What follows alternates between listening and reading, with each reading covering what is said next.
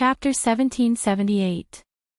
Lan Biqing said as he flew in front of Mo Shiling and grabbed her hand. Mo Shiling said softly. Different from Lang Yichen's indifference, Mo Shiling was the kind of person who ignored strangers and only cared about acquaintances. Biqing Mimi, I was the one who called you, but you called your brother Shiling's name. My heart hurts. Standing next to Mo Shiling, the boy who called for Lan Biqing just now put his hand over his heart and pretended to be heartbroken. The boy standing next to Mo Shiling was the young master of the Zhu family, named Zhu Bufan.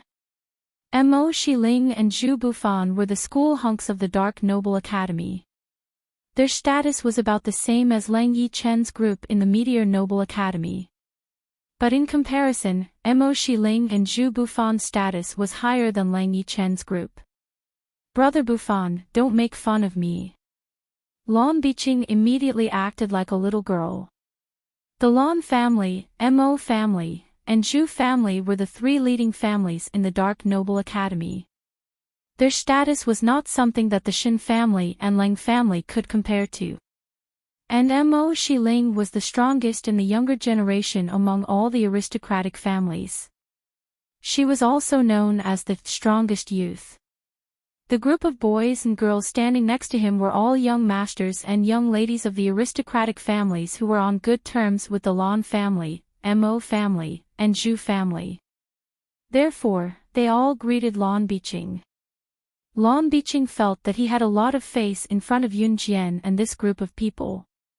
He knew so many people and each one of them was an elite youth.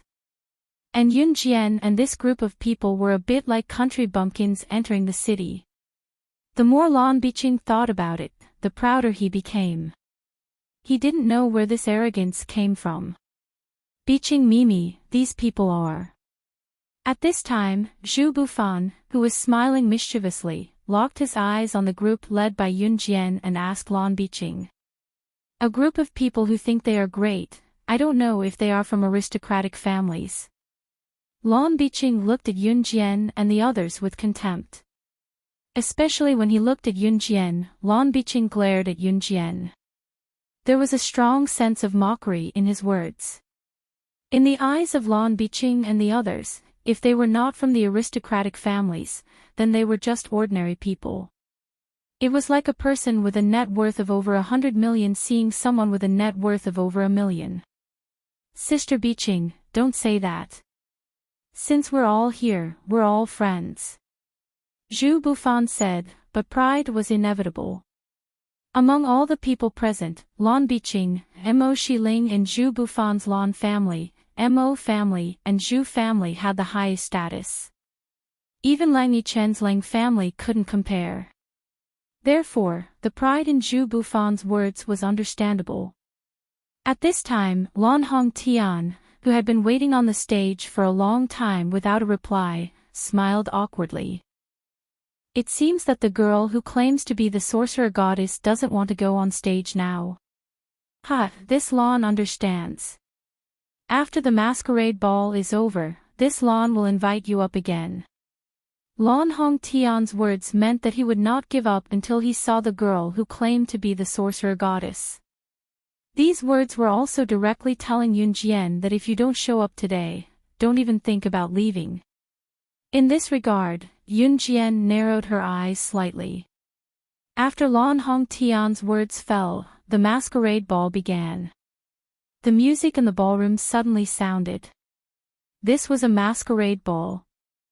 Naturally, the boys invited the girls to dance with the music. At this time, Zhu Bufan, who looked delicate and pretty, walked in front of Yun Jian. In front of everyone, he stretched out his hand to Yun Jian and invited her. Miss, what's your name? Do you want to dance with me? Zhu Bufan and Mo Shiling were the school hunks of the Dark Noble Academy and were very popular. Even if they were wearing masks, many girls around could recognize them. Therefore, after Zhu Bufan's voice fell, the girls around immediately screamed like crazy. Wow, who's that girl? Why did Master Fan invite her to dance? God! I'm so envious. Master Fan is so handsome. If only I were that girl. Zhu Bufan was the young master of the Zhu family. He had a high status and good looks. However, just this status alone was enough to make the girls go crazy and scream. At this time, everyone was envious of Yun Jian. Just when everyone thought that Yun Jian would be so excited that she would immediately agree to Zhu Bufan's invitation, they saw Yun Jian with her arms crossed in front of her chest. She had no intention of extending her hand at all. Yun Jian stood in place and sneered at Zhu Bufan in front of everyone. Chapter 1779. Lan family, Mo family and Zhu family had the highest status. Mo family was second only to Lan family because of Mo Xiling. Although Zhu family's status was lower than Lan family and Mo family, Zhu family's status was ranked third among all the families in the entire ballroom. As the future heir of Zhu family, except for Mo Xiling, Zhu Bufan was undoubtedly the ideal partner in the hearts of many girls. But just now, Zhu Bufan was the ideal partner in the hearts of many girls. Among the younger generation, except for Mo Xiling, he was the most outstanding one. He was also the school hunk of the Dark Aristocrat Academy and had a high status. But Yun Jian said that he was a waste whose strength was not as good as hers. Just the fact that Yun Jian refused to dance with Zhu Bufan was enough to surprise everyone present. Who was Zhu Bufan? He was the school hunk of the Dark Aristocrat Academy. Other girls were rushing to have a relationship with Zhu Bufan, but this girl. She actually refused Zhu Bufan's invitation to dance. That was fine, but she actually said that Zhu Bufan was a waste. One had to know that in addition to the genius of the Mo family, Mo Xiling, the strongest among the younger generation was Zhu Bufan. What? Waste, who are you talking about? Even Zhu Bufan himself was confused for a moment before he asked. Naturally, I'm talking about you. Yun Jian sneered. She stood in front of the long table where the pastries were placed. She lazily picked up a piece of osmanthus cake from the long table and threw it into the air. She opened her mouth and threw it into her mouth. Dancing at a masquerade ball was not as good as eating a few pieces of pastries. You actually said that Brother Bufan is a waste. I think you are the waste. Do you have any shame? How can there be such a shameless woman like you in this world? After listening to Yun Jian's words, Lan Biqing, who had not had a chance to scold Yun Jian, was stunned. In front of everyone, he stretched out his hand and shouted at Yun Jian. Too much. Even Mo Xiling, who had been silent, frowned and said such a sentence. Mo Xiling's words were like an imperial edict in the eyes of the girls. That's right. How can you be so excessive? Even young Master Ling said that you've gone too far. How could a girl like her be invited to tonight's masquerade ball? Get the hell out of here. We don't welcome you. Exactly. You're not welcome here. Get out of here. Immediately, the surrounding girls began to curse in unison. Mo Xiling had always regarded himself as aloof. Because of his outstanding strength, he hardly spoke, giving people a feeling of being aloof and difficult to get along with. How can a girl like you be so annoying? No one welcomes you. Hurry up and leave this place. Seeing this, Lan Biqing stood up and said a lot of things. She only said one sentence, how can you do this? Hearing this, Shenbai couldn't help but stand up for Yun Jian. Just as Shenbai finished speaking, Lan Biqing and the surrounding girls bombarded Shenbai with words. Who are you to her? Ha ha ha, you're still speaking up for her. Very impressive. You also get out of the ball with us. Among these girls, it was unknown who took the lead, but they all helped Lan Biqing to curse Shenbai, who spoke up for Yun Jian. Just as the cursing of the group of people present was extremely loud and unpleasant to listen to. Yun Jian slightly frowned. You guys are very noisy.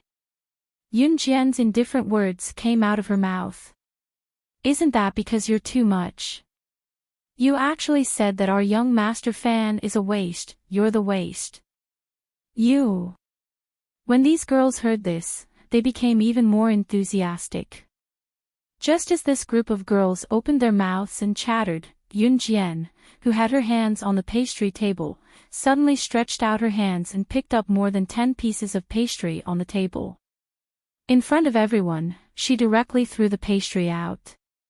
These more than 10 pieces of pastry could be clearly seen in front of everyone's eyes, flying to more than 10 different places.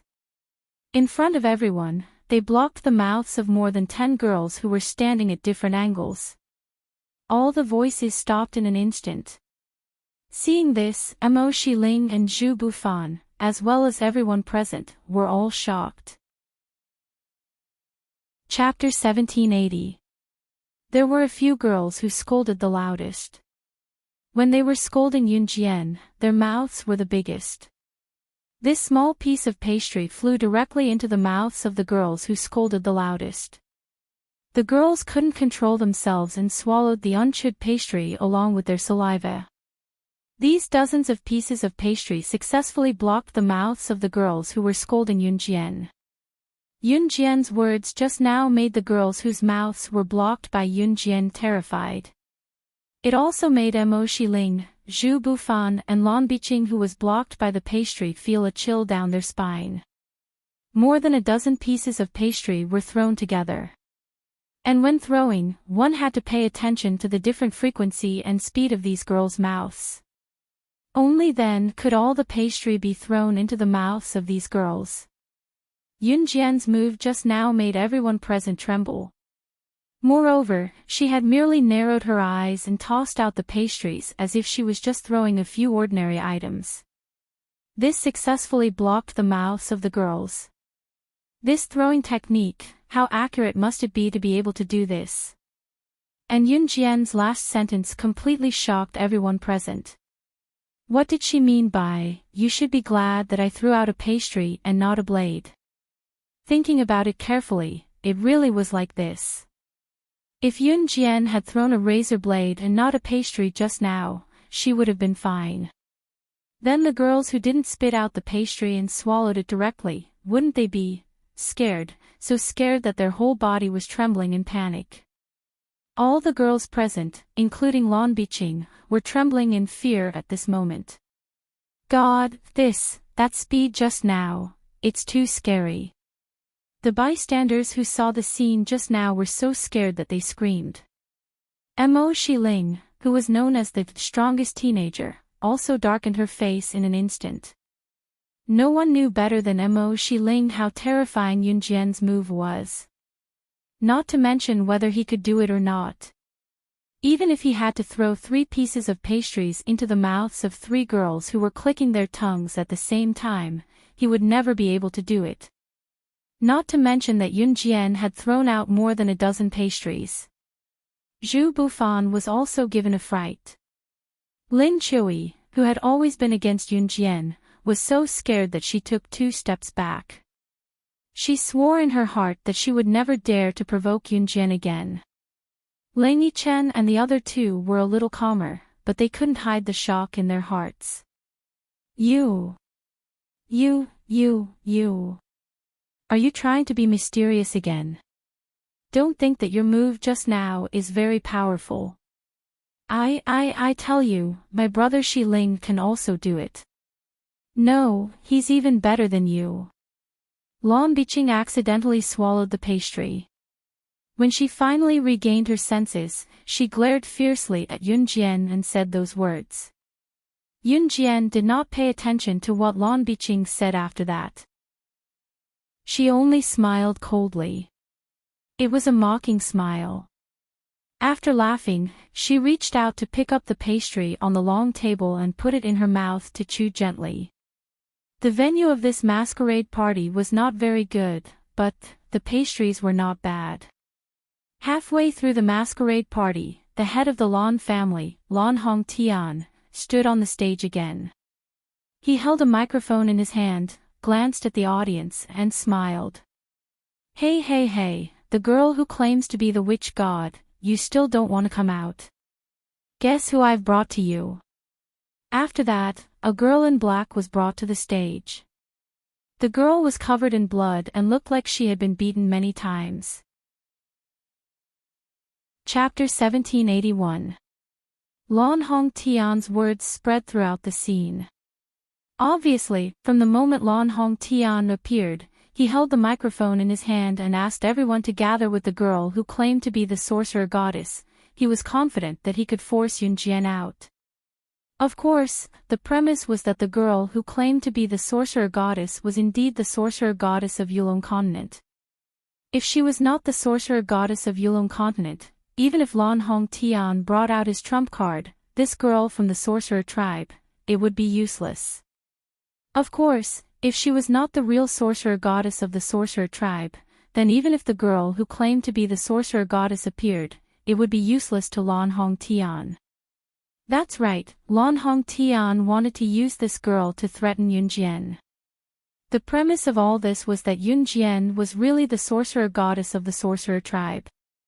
When they saw him covered in blood, his black clothes had been whipped into tatters, and there were bloodstains all over his body. Everyone present was in an uproar. This girl from the sorcerer tribe was very beautiful and looked very fresh. The legendary sorcerer tribe was basically all female and all of them were very fresh and beautiful. The legendary sorcerer tribe was a place where beauties were born. The girl on the stage revealed a pair of fair thighs. Although it covered her important parts, her beauty made everyone present take a deep breath. Yun Jian's eyes sized up the girl on the stage. When she saw the girl's appearance, she raised her eyebrows slightly. There were so many girls in the sorcerer tribe. Naturally, she could not recognize all of them. However, as long as they were from the sorcerer tribe, the aura they exuded could not be wrong. This girl was indeed from the sorcerer tribe.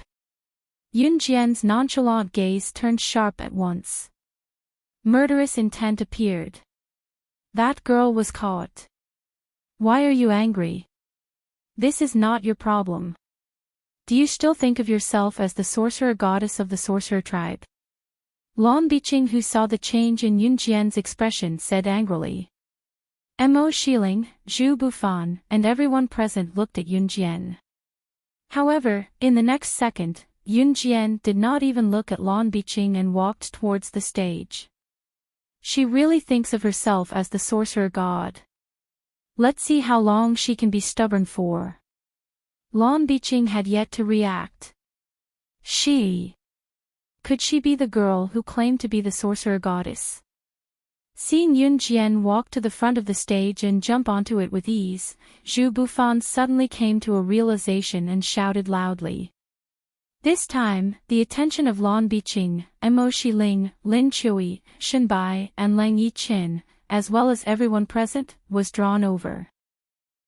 However, Yun Jian, who had jumped onto the stage, met the eyes of the Lan family's patriarch, Lan Hong Tian, in front of everyone's dumbfounded gazes, and said, "For thousands of years, you are the first person who dared to capture a member of the shaman tribe right under my nose." Yun Jian's words caused an uproar. She really is the girl who called herself the sorcerer goddess. You are the sorcerer goddess of Yulong mainland. Lan Hong Tian looked at Yun Jian and was shocked by her aura. This aura. This battle formation. It can't be wrong. She must really be the sorcerer goddess of Yulong mainland. There really is a Yulong mainland in this world. There really is a sorcerer goddess.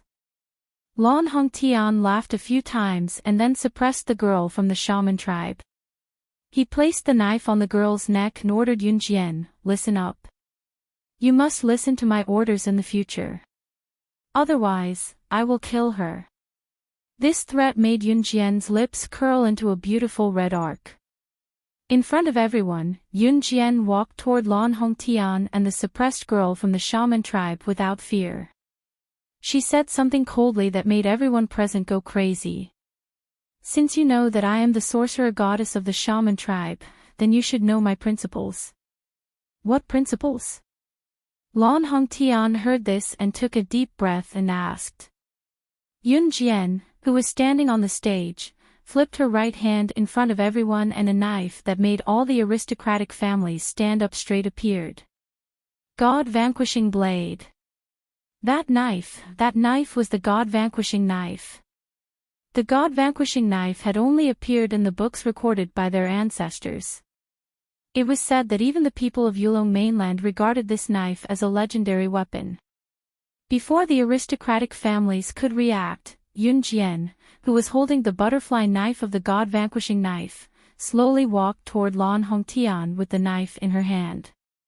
Her smile was so strange that it made everyone present shudder.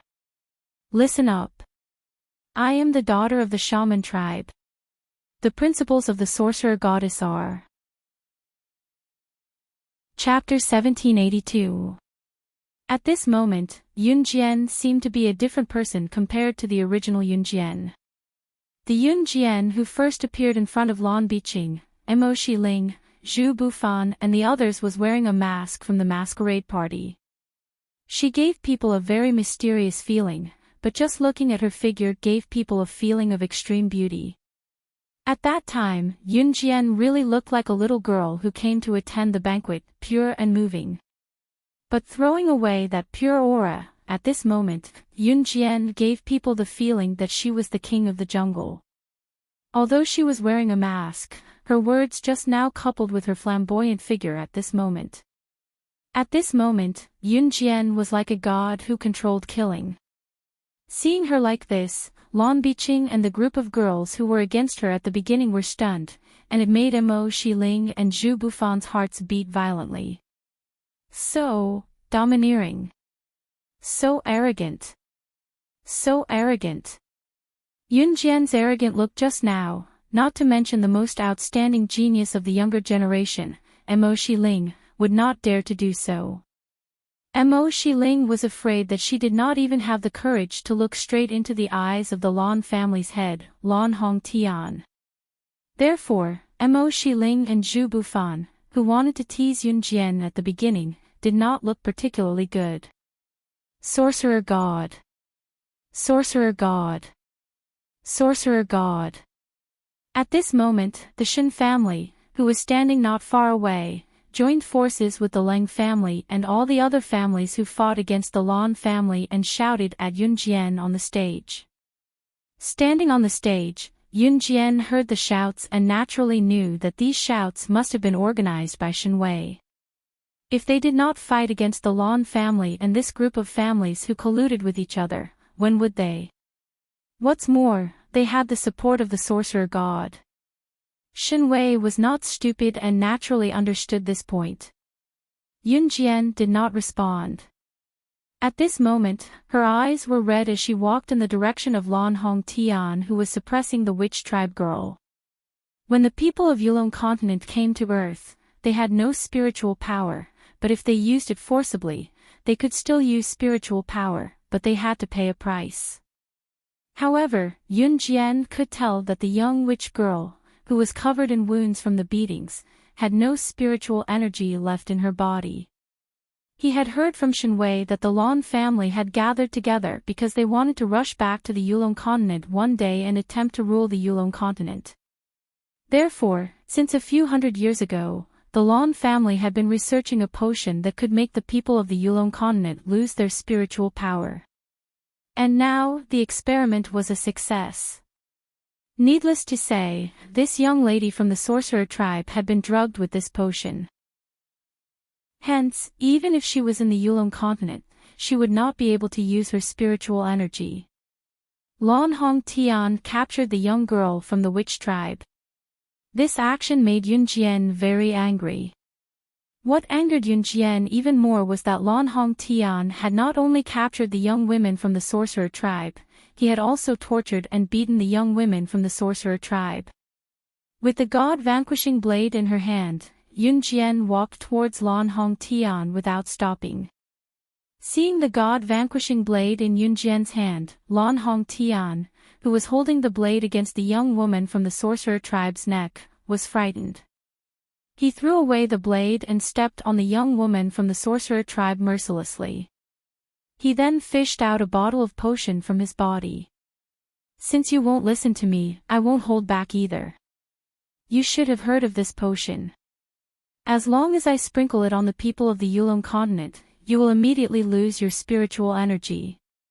So what if you are the sorcerer god? You must listen to me." Lan Hong Tian took out his trump card. He looked at Yun Jian and shouted. The crowd below the stage, including the people from the Shen family who were shouting just now, felt their hearts tighten. That potion. It would make the sorcerer god lose his spiritual energy. Could it be that the sorcerer god was being threatened just like that? Just as they were thinking about it, they saw Yun Jian laugh coldly. She did not stop but continued to walk towards Lan Hong Tian. "You. Looks like you are stubborn. I won't hold back then." After Lan Hong Tian finished speaking, he opened the cap of the potion and sprinkled it on Yun Jian's body. "Oh no, quickly dodge." Shen Wei was so frightened that his expression changed drastically. Everyone below the stage was stunned. Just as the potion was sprinkled on Yun Jian's body, they saw Yun Jian's figure flash. Her speed suddenly became as fast as thunder. In a breath's time, she appeared in front of Lan Hong Tian from 5 meters away. The god-vanquishing blade stabbed into Lan Hong Tian's heart in front of everyone at a speed that Lan Hong Tian did not even have time to react. In the next second, Yun Jian pulled out her blade and kicked Lan Hong Tian off the stage before he could react. Just as the crowd was so frightened that their backs straightened, Yun Jian's cold voice rang out a second before Lan Hong Tian closed his eyes and stopped breathing. Chapter 1783. In the eyes of these aristocratic families, other than the sorcerer goddess of Yulong mainland, the internationally renowned slaying god was also a person that these aristocratic families and the people present had heard of. Yun Jian's last sentence, "Kosha mercenaries, slaying god," made it clear to those who did not know who slaying god was. Who else could slaying god of Kosha mercenaries be?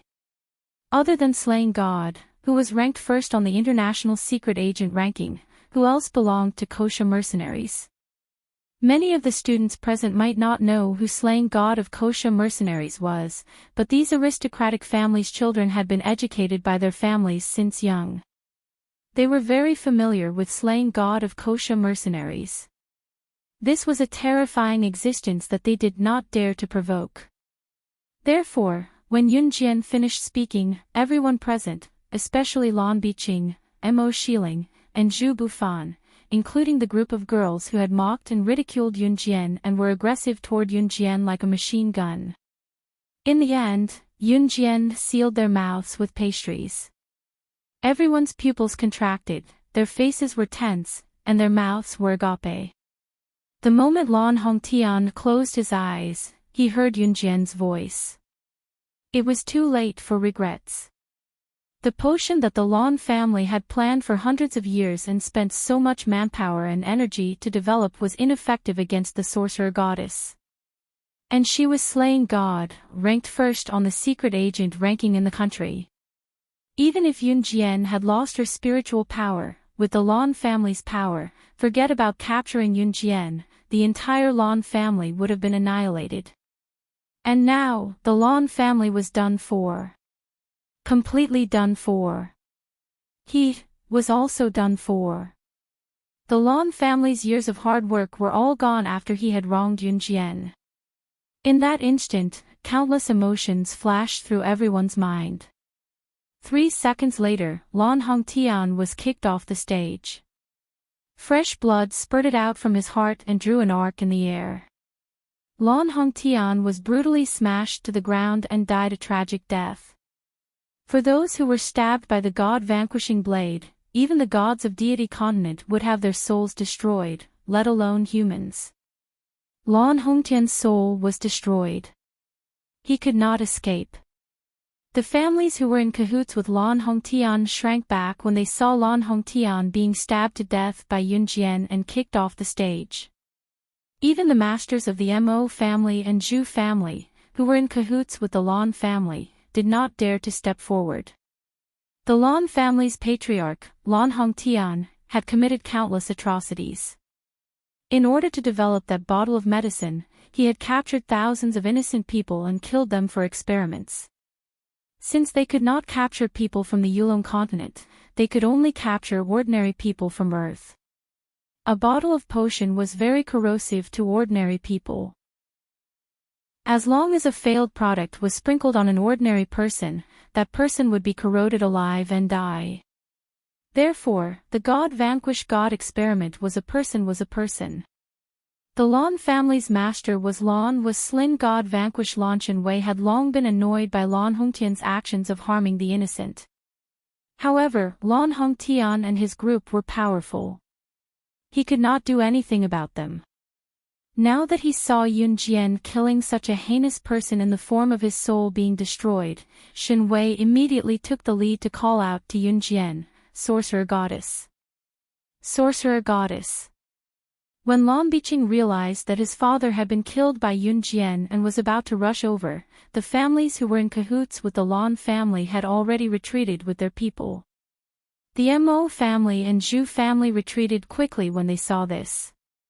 However, before they could leave, Lan Su, Gu Nianji, and Qing Yu came from afar with a large group of people and surrounded the place. Although the Mo family and Zhu family were afraid of Yun Jian, they did not recognize Lan Su and the other two when they saw Lan Su and the other two surrounding the place. Therefore, the Mo family's master shouted at Lan Su, trying to scare Lan Su away from his voice. "Who are you?"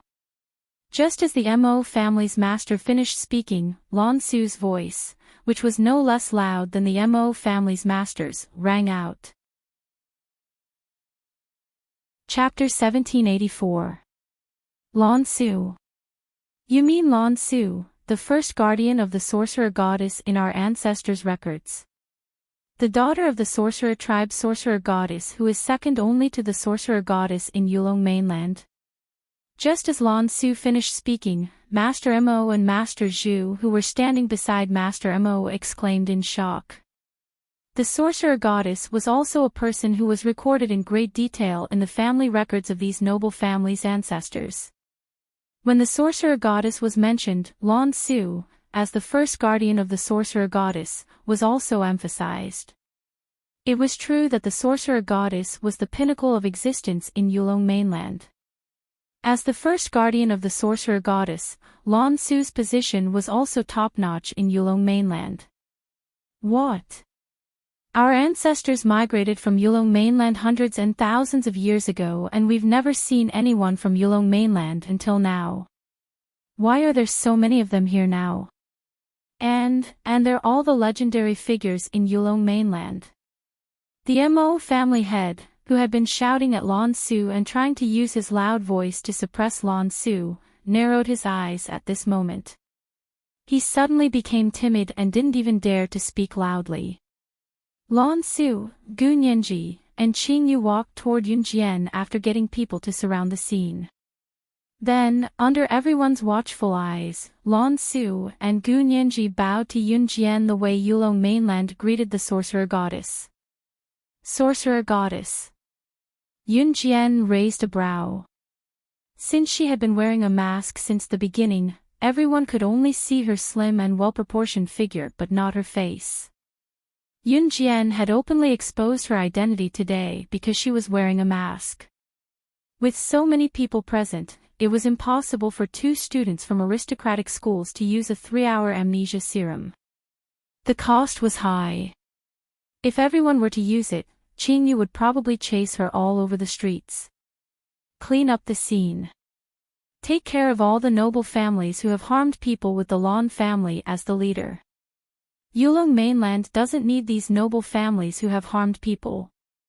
Yun Jian's voice, which was as beautiful as the sounds of nature, rang out and spread to every corner of the place. Hearing this, all the people who were in cahoots with the Lan family were paralyzed. It's over. Not only was the Lan family finished, all the other aristocratic families were finished as well. Yes. Lan Su, Gu Nianji, and Qingyu acknowledged the order and nodded at Yunjian. Yunjian handed the task of dealing with these aristocratic families to Lan Su and the other two. At that moment, Yunjian turned her head slightly and looked sideways at the girl from the shaman tribe. She moved her red lips and said to her, "Which elder of the shaman tribe are you a descendant of?" Name. Most of the girls in the sorcerer tribe were descendants of the sorcerer tribe elders. I am Elder Wu Qing's granddaughter. My name is Wu Lin. The young witch girl, who was covered in wounds, bowed to Yunjian and said, "All right, you can return to Yulong mainland now," Yunjian said to Wu Lin. "Thank you, sorcerer goddess. I was accidentally brought to Earth. I didn't expect to be caught by them. Not only did they beat me, they even forced me to tell them the way to Yulong mainland. I didn't even tell them." Wu Lin looked up at Yunjian and said proudly. She was proud because she did not betray the shaman tribe out of fear. She did not betray the sorcerer goddess either. After sending Wu Lin off, the ball was almost over. Yunjian did not remove her mask halfway through. Other than Lin Chui, Leng Yichen, and a few others, no one knew Yunjian. At that moment, Yunjian stood in the aisle and looked into Shenwei's eyes. The person who harmed Shenwei's son, Shen Shaoqing, was the Lan family's master. Shenwei asked Yunjian to protect his daughter, Shenbai, because he was afraid that the Lan family would turn against his daughter. Now that the Lan family was destroyed, Yunjian did not need to promise to protect Shenbai's daughter for another month. Shenwei looked into Yunjian's eyes. He thanked her first before speaking. Chapter 1785. Of course, recovering all his memories as a supreme magus was not something that could be done within a short period of time. Shenwei was just an ordinary person. It was already impressive that he could make such a potion. Yunjian was not afraid that Shenwei was lying to her. He knew Yunjian's identity long ago. Yunjian could tell a liar from their gaze. "I'll send someone to deliver the potion to you in 2 days. It'll take about a month or 2 because I still have to make the potion," Shenwei said. Yunjian nodded. As long as she could recover her memories, time was not a problem. After everything was settled, Yunjian returned to Longmen City. Originally, he had expected to stay in southern city of the Jiang province for a month. Unexpectedly, he had only stayed in southern city of the Jiang province for 3 to 4 days. After the middle of October, the weather was turning colder. People who wore thin short-sleeved shirts and shorts in summer were slowly putting on their jackets and long pants. At night, the weather turned cold and gloomy. Tonight, in particular, the temperature had dropped to the point that it was no different from winter. Phew, it's so cold. Little Strawberry, don't go back. Why do you have to go back to school? Why don't you stay with us? Qingyu rubbed her hands by the heater and told Luo Berry. Qingyu had an air conditioner at home, but it was broken in the past 2 days. The weather was neither too hot nor too cold and the temperature was just right, so Qingyu was too lazy to fix it. She did not expect the temperature to drop to single digits today. The weather after the middle of October was getting colder. The temperature difference between summer and winter in Zhe province, the southernmost part of the province, was already huge. With the temperature dropping so much today, Qingyu did not even bother to stretch her hand, let alone fix the air conditioner. Sister Jian, right? I told you to let Little Strawberry stay with us for a few more days. Why do you have to go back to school so early? Can I bring you guys to play video games, race cars, and play mahjong? Is it fun? Seeing that Luo Berry did not answer, Qingyu turned to ask Yunjian, who was slouching on the sofa with her arms resting on the back and her eyes closed. Yunjian replied softly without opening her eyes. After Lang Mei was taken away by Di Lin, Qing Yu's house was finally quiet for a while. However, Lan Su came back not long after and Qing Yu's house was noisy again. However, Lan Su had been taken away by Adam ever since he returned from the southern part of the province. With that, Qing Yu and Gu Niangu were left alone in Qing Yu's house. Of course, the last sentence was just her imagination because Luo Berry had not left yet. However, Luo Berry was planning to go home today, so Qing Yu and Gu Nianji would be alone in each other's arms for the rest of the day. I think I should go home, Luo Berry said after a moment of silence. She hadn't seen Mo Sin here for several days. Maybe he didn't want to see her.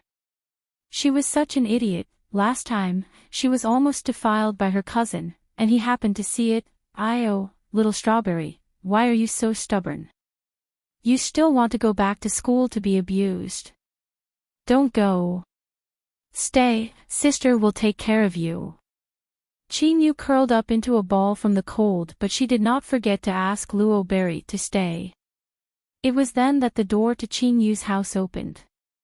It was Saturday today, so Yun Jian saw her own brother, Yun Yi, walking in when she looked up.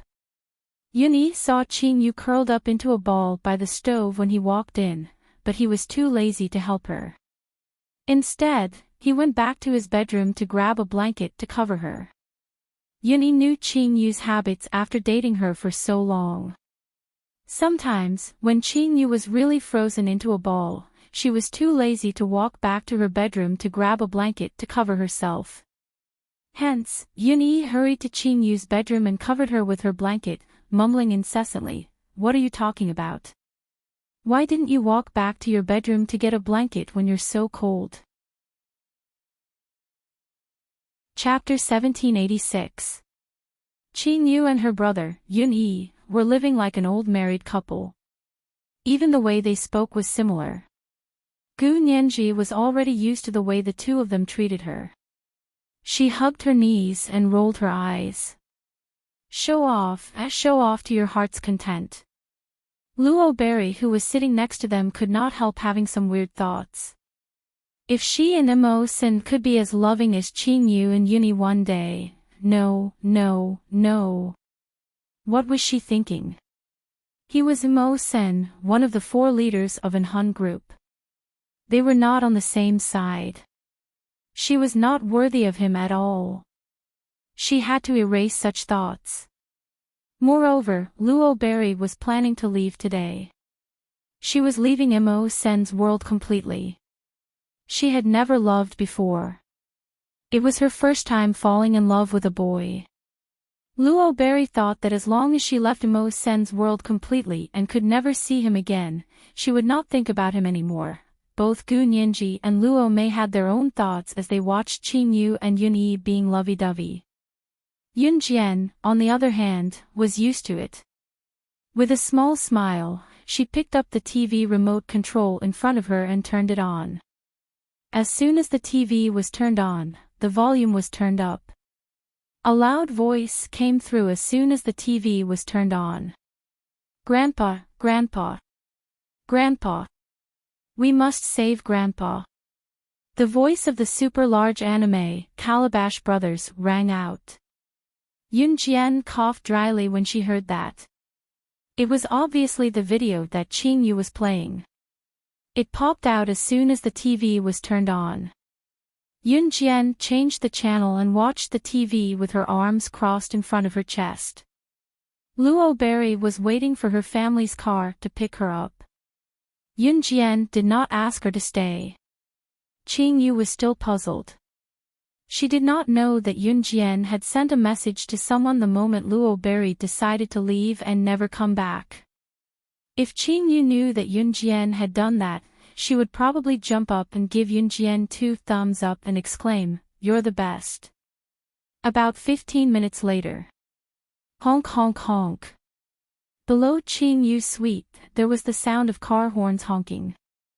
There were very few cars in this era. Hence, she knew that the Library family had sent someone to pick her up. I have to go.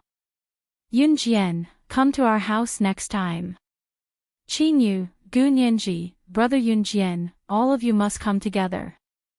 Luo Berry was absent-minded, so she did not feel the cold of the night. She stood up and bowed to Yunjian and the others with a heavy heart, then walked out of the door. Hey, wait. Let us send you off if you want to leave. Qinyu, who was too cold to move earlier, stood up to leave. It's okay, it's a little cold outside. See you next time. Luo Berry waved at them and ran out. When Luo Berry was almost downstairs, Yunjian suddenly led the way to the corridor of the suite and looked down at Luo Berry. Before they walked to the corridor, Yunjian said something sinister to Qinyu and the rest. Come out and watch the show. As she spoke, she picked up an apple from the coffee table and munched on it while admiring what was happening downstairs. Qinyu, Gunyanji, and Yunyi were confused, but they followed her out anyway. Just as Luo Berry opened the car door downstairs and was about to enter, a long hand grabbed her. Luo Berry was shocked. When she turned around and saw Mo Sen, who appeared out of nowhere, she almost fell to the ground. In the end, it was Mo Sen who grabbed her waist and pulled her into his embrace. When Luo Berry realized what was happening, she quickly squirmed out of his embrace. You're leaving? Mo Sen asked softly. Luo Berry lowered her head, not daring to look at him. She was afraid that she would be reluctant to leave if she looked at him. What confused Luo Berry was that she did not even tell him that she was leaving. How did he know? I'll leave first then. You're welcome to come to my house with Yunjian and the rest next time. Luo Berry said to Mo Sen as she waved goodbye to Yunjian and the rest. She tried her best to make it look like she was saying goodbye to a normal person. Luo Berry was about to turn around and get into the car when Mo Sen suddenly grabbed her and dragged her to Qinyu's house without any explanation. He even found a very lame excuse to stop her from leaving. Chapter 1787. Luo Berry's heart skipped a beat, unable to react for a long time. Was the weather very cold these few days? The weather forecast said that tonight was the only night that was exceptionally cold. After today, it would be sunny for a long time. The weather forecast also said that the temperature difference in the past few days was rather large. Today was exceptionally cold and the temperature would soar from tomorrow onwards. She had to be careful to prevent heatstroke when she went out during the day. Standing by the corridor upstairs, Yunjian munched on her apple, enjoying the view as she watched what was happening downstairs. Qinyu, Yunyi, and Gunyanji's lips twitched as they almost spat out. So, you're such a person. They saw Mo Sen grabbing Luo Berry's hand and taking 2 steps toward the staircase before turning to the car that came to fetch Luo Berry home. He said something to the driver. Yunjian and the rest then saw the car driver start the engine and leave after hearing what Mo Sen said. Not long after, Mo Sen pulled Luo Berry into Qinyu's house. Yunjian and the rest had already returned to Qinyu's house.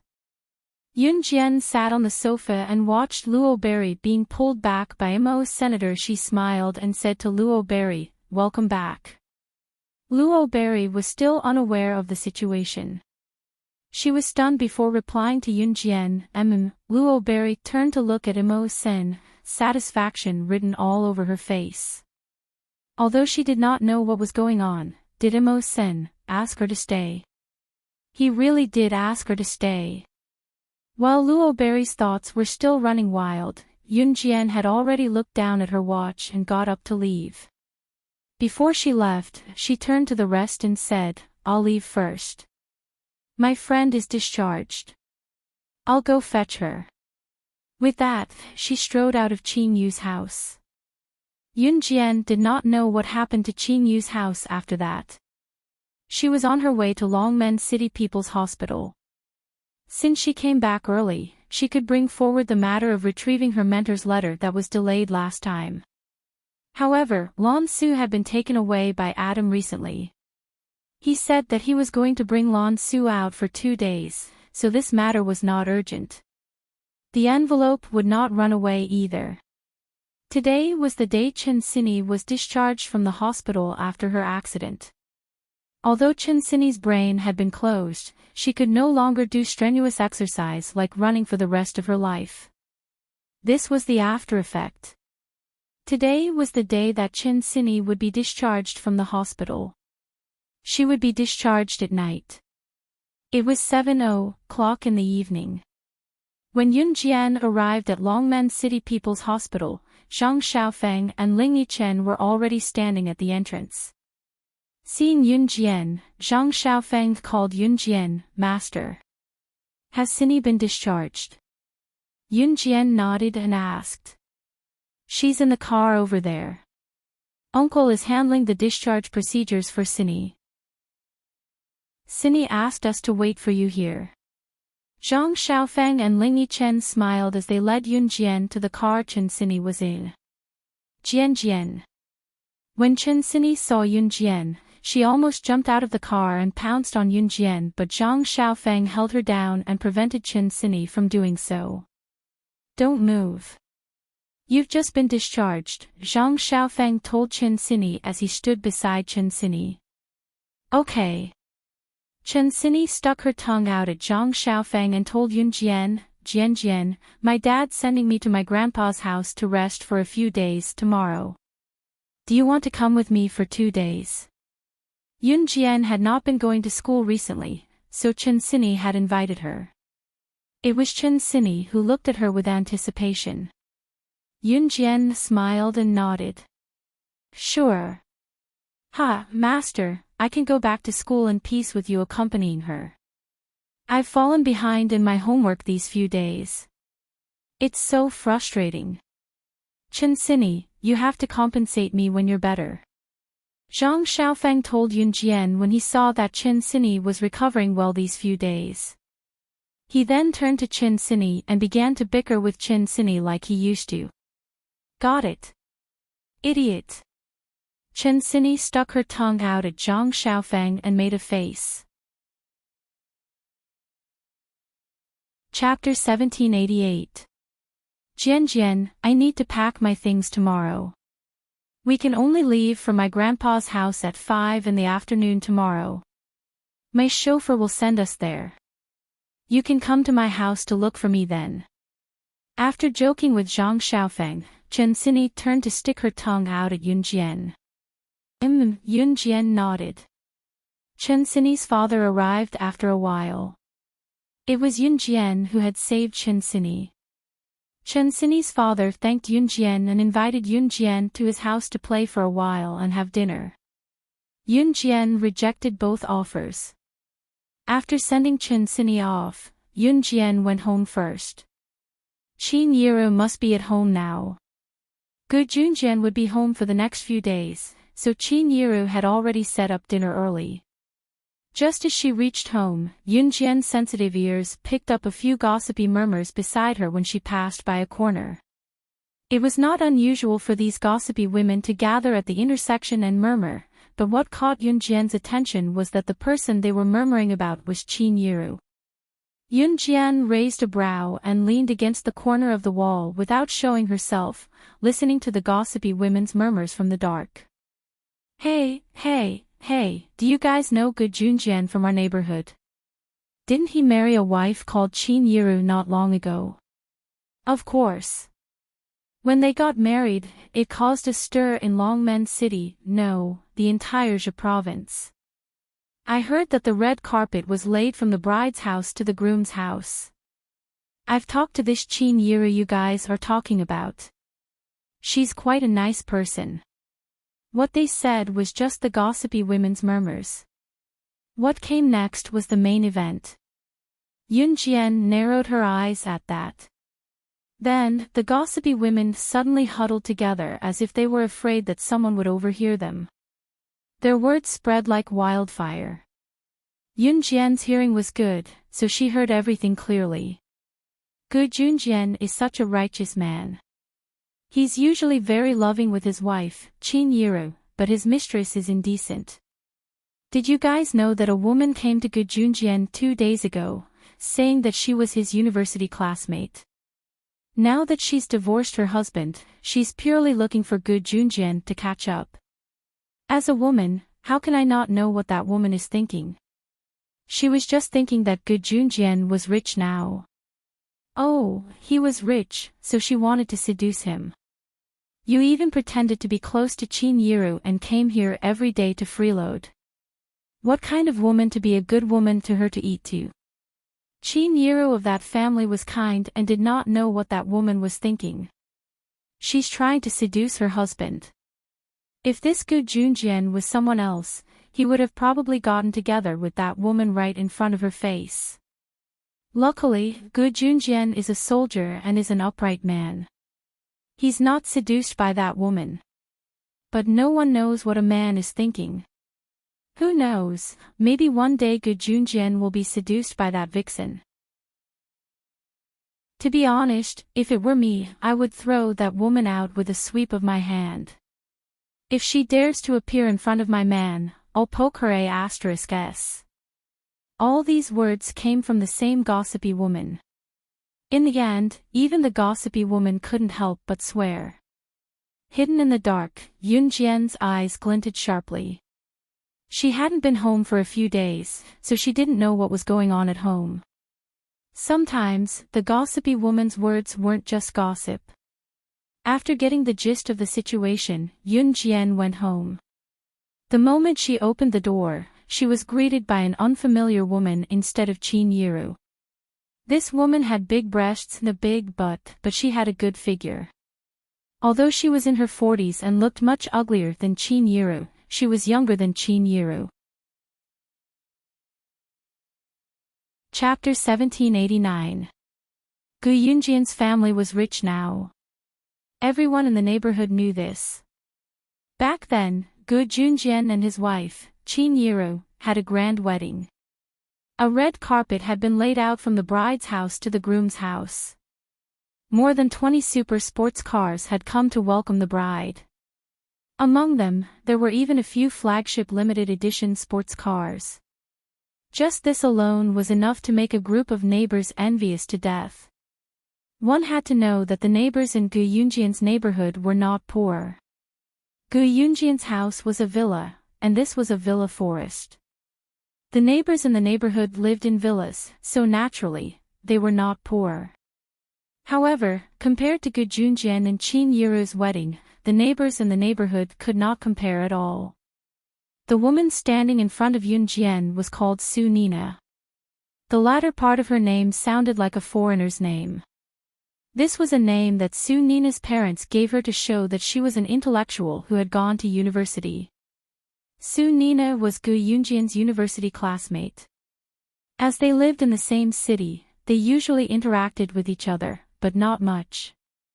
During their university days, Gu Junjian kept a low profile.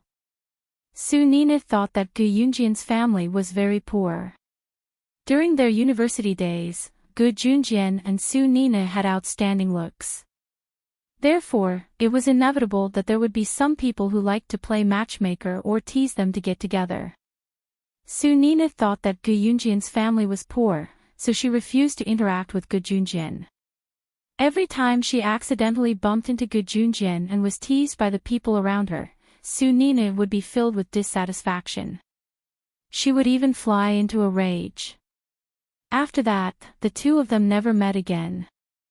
Gu Junjian only heard that Su Nina later married a rich man. Her husband was a big boss in a city and was worth millions. In this era, millions were really rich. However, Su Nina was recently forced to get a divorce by her rich husband. She did not even get a single cent and was chased out with her son. However, in front of outsiders, Su Nina still had to pretend that she was very rich and did not care about her reputation. When Su Nina came back, she occasionally heard that Gu Yunjian's family had become very rich. Moreover, Gu Junjian looked valiant and heroic, which was why Su Nina's heart was moved. Especially when she heard that when Gu Junjian and Qin Yiru got married, there were more than 20 super sports cars, including the red carpet from Qin Yiru's house to Gu Yunjian's house. Su Nina thought that Gu Junjian was the one who paid for all this. Gu Junjian had become so rich. Therefore, she quickly came to the door. When she saw Yunjian, Su Nina, who had just recovered from her confidence that she was younger than Qin Yiru, was instantly dealt another blow. However, Su Nina did not dare to be rude to Yunjian, so she could only pull a long face and speak nicely to Yunjian. The moment Yunjian entered, she saw Su Nina's hypocritical face. Su Nina's face was covered with thick makeup, and she was no different from a nightclub princess. The perfume on her body could be smelled from more than 10 meters away. Seeing this, Yunjian frowned. Seeing that Yunjian was ignoring her, Su Nina's face flashed with displeasure. However, she still spoke to Yunjian in a very intimate tone. "Little girl, you're so pretty. Tell me, what's your name? How old are you this year?" As she spoke, Su Nina turned sideways and waved at a 13 or 14-year-old boy. After the boy ran over, Su Nina blocked Yunjian at the door and did not let her in. It was as if she was the mistress of the house. Pulling the boy, Su Nina even introduced him to Yunjian intimately. "This is my son, Su Liao. Liolio, quickly greet your big sister." As she spoke, she even asked her son to call Yunjian big sister. Su Nina was the kind of person who came uninvited and treated other people's houses as her own. She was the master of the house. Yunjian did not even look at Su Nina. She stretched out her leg and kicked Su Nina away, walking straight into the house. Su Nina was kicked and almost lost her balance. She pulled the boy to the side and fell. After Su Nina steadied herself, she was furious. She was just about to complain to Gu Junjian. However, Yunjian's voice was already heard. She was speaking to Gu Junjian and Qin Yiru. Chapter 1790. The reason Su Nina dared to come here so brazenly was because she was certain that Gu Junjian and Qin Yiru would not dare chase her away. After all, Gu Junjian and Qin Yiru were honest people. Usually, when someone came to their house, they would treat them with courtesy as long as they were thin-skinned. Even if the other party was overboard, they would usually tolerate them as long as they did not cross the line. Gu Junjian and Qin Yiru were more honest people, so even when Gu Junjian and Qin Yiru did not like Su Nina coming to their house, they were too embarrassed to chase her away. Therefore, when Su Nina came to their house for meals every day, Qin Yiru was too embarrassed to say anything. What Su Nina did not expect was that Yunjian would say something like that when she wanted to use the same method to make Yunjian feel embarrassed to chase her away. Dog sh*t. She actually described her as dog sh*t. Xiao Jian, she's a guest. You can't say that. Qin Yiru had long disliked Su Nina, but she still had to say that in front of outsiders. As she spoke, Qin Yiru gave Yunjian a look that said, "You're awesome. My child is young and speaks like that. Don't take it to heart," Qin Yiru quickly told Su Nina after she spoke. Su Nina, who wanted to criticize Yunjian, was at a loss for words. Since Qin Yiru had already said that, if she, Su Nina, were to say something else, would it not make her seem like she was being petty with a child? Su Nina's expression was very ugly. "You're not allowed to talk bad about my mom. You're a bad person." Su Nina's son, Su Liao, suddenly bellowed at Yunjian. His words gave the surrounding people a fright. "Liolio, don't spout nonsense. You have to treat your sister like your real sister.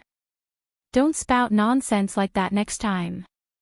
Su Nina covered Su Liao's mouth and told Su Liao solemnly. When the others heard her, they really thought that Su Nina was well-mannered. When they thought about it, asking Su Liao to treat Yun Jian like his real sister. If they understood the meaning of her words deeper, it could be understood as, Su Nina was going to take Qin Yiru's place sooner or later. Asking Su Liao to call Yun Jian sister? Su Liao listened to Su Nina very much. When Su Nina said that, Su Liao immediately shut his mouth. By the way, Liao, what did you learn in school today? Where did you learn the English taught by the teacher at the cram school? Su Nina was angry at Yun Jian, but she couldn't show it, so she wanted to use her son's extraordinary talent to provoke Yun Jian. Mom, the English taught by the teacher at the cram school is too slow. Even if a foreigner stands in front of me, I can still say a few words to him in daily language. Su Liao was still a junior high school student. He was not tall, but he still had a smug look on his face. He said proudly, "Wow, Liao is amazing." Su Nina clapped her hands as she said that. Chapter 1791. Yun Jian hung up right after she said that.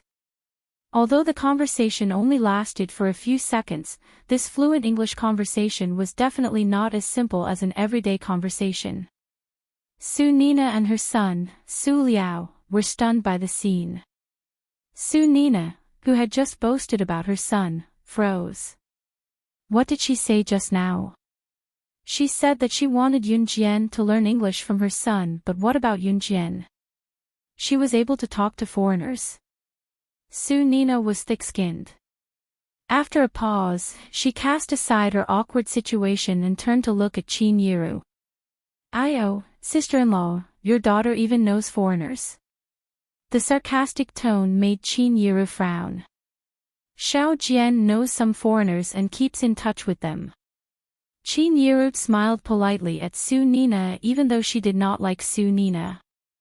At that moment, a handsome figure came down from upstairs. Upon closer look, it was Gu Junjian. Yun Jian narrowed her eyes.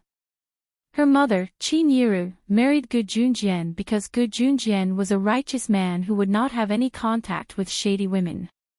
It was not the first time Su Nina came to visit them.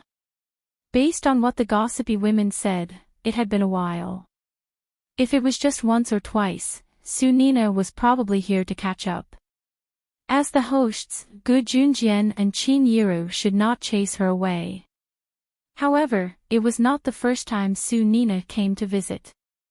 No matter how dumb Gu Junjian was, he should be able to tell what was going on. If he did not do anything, Yun Jian wondered if Qin Yiru marrying Gu Junjian was the right choice. "Xiao Jian, you're back. Let's go to the hotel for a feast tonight. Dad's treating a few college classmates to a gathering. Let's go together after a change of clothes." Gu Junjian told Yun Jian with a grin as he straightened his suit around himself. Gu Junjian was treating a few university classmates to a gathering today, which was why Su Nina had stayed until so late and declared that she wanted to go with Gu Junjian and Qin Yiru. It was already past 7 in the evening. The reason Gu Junjian chose this time to treat his university classmates was that some of them had to work during the day and knocked off later at night. Looking at Gu Junjian, who had changed out of his military uniform, Yun saw Su Nina's eyes sparkling. Yun Jian's gaze darkened as she went upstairs. If Gu Junjian did not handle this matter well, she would definitely leave with Qin Yiru. 3 minutes later, Yun Jian had changed into a clean white long-sleeved shirt and a pair of blue skinny jeans. The loose shirt and skinny jeans accentuated her curves to the fullest. There was a sense of freshness about her. Yun Jian was about to go downstairs when she heard Gu Junjian talking to Su Nina. Qin Yiru was listening by the side as well.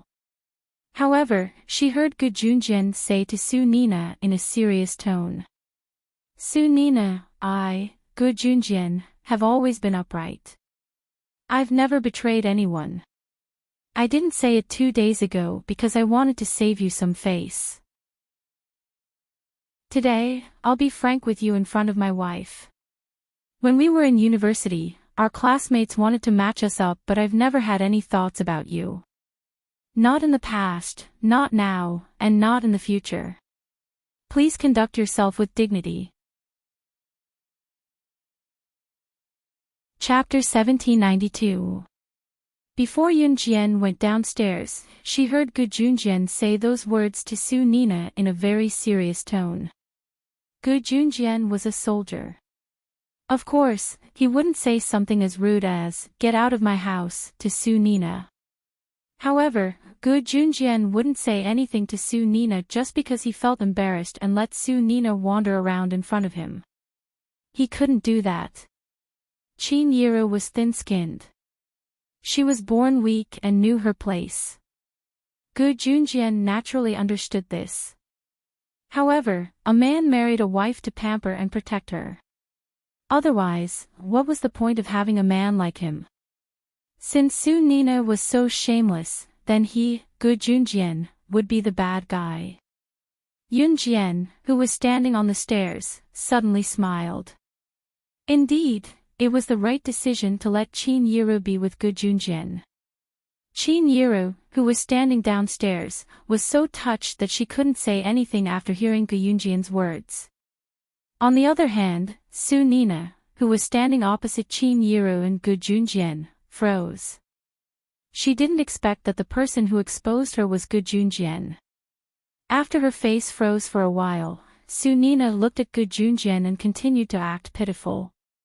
"Brother Junjian, what are you talking about? How many years have we known each other?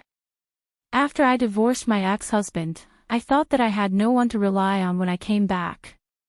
So, I thought about how you treated people in school back then. Now that you're a soldier, I really have nowhere to go with my child. My family is chasing me away and can't wait for me to leave. I don't have a job either. I know that I'm a little thick-skinned, but if it weren't for brother Junjian and sister-in-law, I would have starved to death on the streets with my Liolio because we didn't have enough money to eat." After Su Nina heard Gu Junjian's words, she was angry with Qin Yiru. What was so good about this woman? She wasn't as young as herself. However, after hearing Gu Junjian's words, Su Nina wanted to rely on Gu Junjian even more.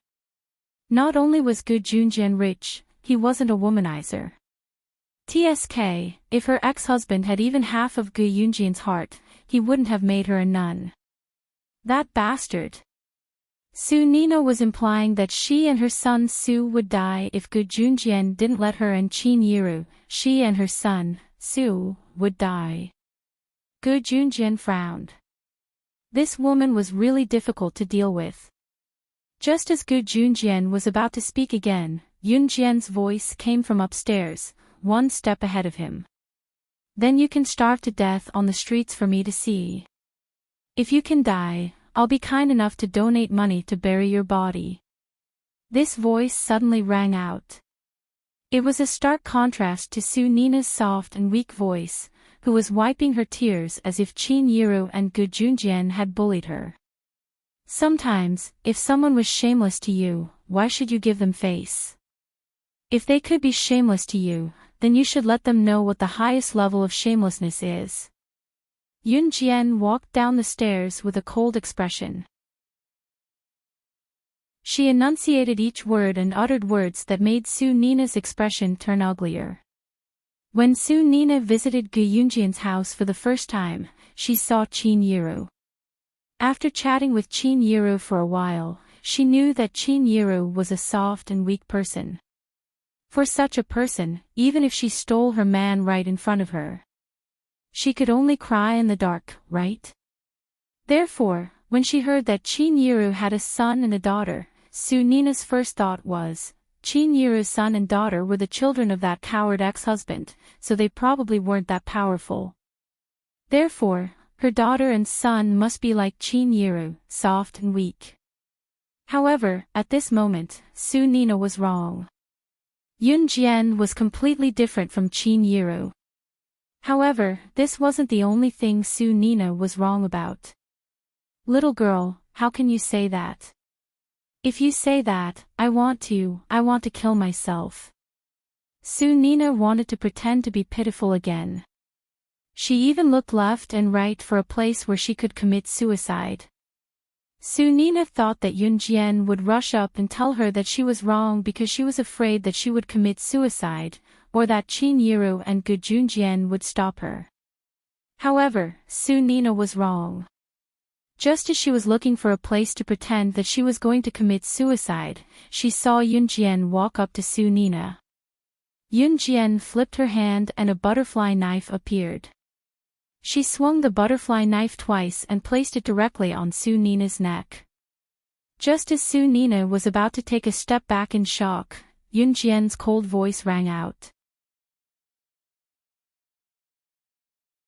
Chapter 1793.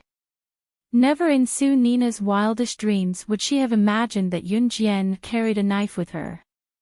Moreover, Yun Jian was dressed neatly from head to toe, no different from an ordinary person.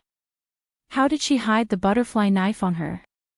Judging by Yun Jian's swift hand speed just now, she was probably not an ordinary person.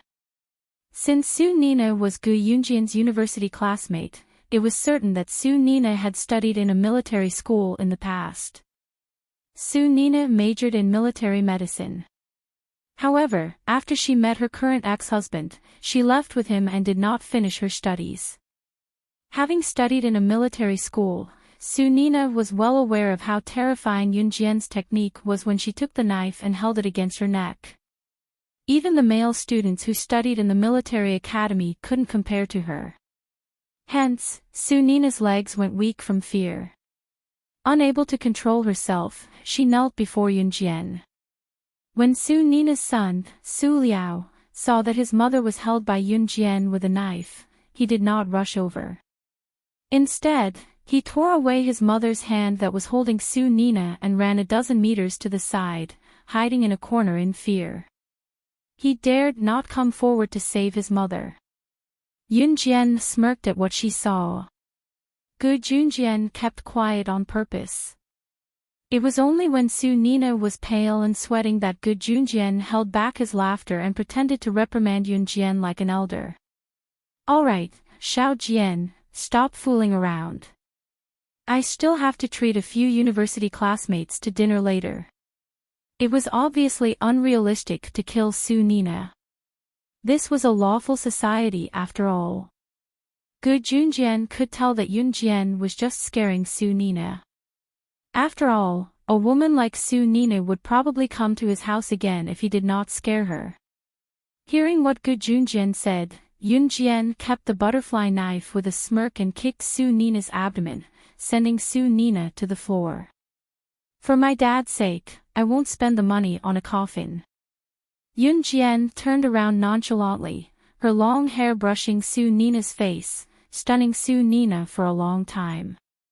"My daughter studies in the military school. She looks just like a boy." "You've studied in the military school too, so you know that we soldiers have stronger hands." "Ha, don't take it offense." Gu Junjian held Qin Yiru's hand and stood more than 10 meters away from Su Nina, showing no intention of going over to help Su Nina. Moreover, he was holding Qin Yiru's hand. If Qin Yiru did not go over to help Su Nina would be too embarrassed to say anything. The back and forth had infuriated Su Nina so much that she was about to have a heart attack. In spite of it, Su Nina was at a loss for words.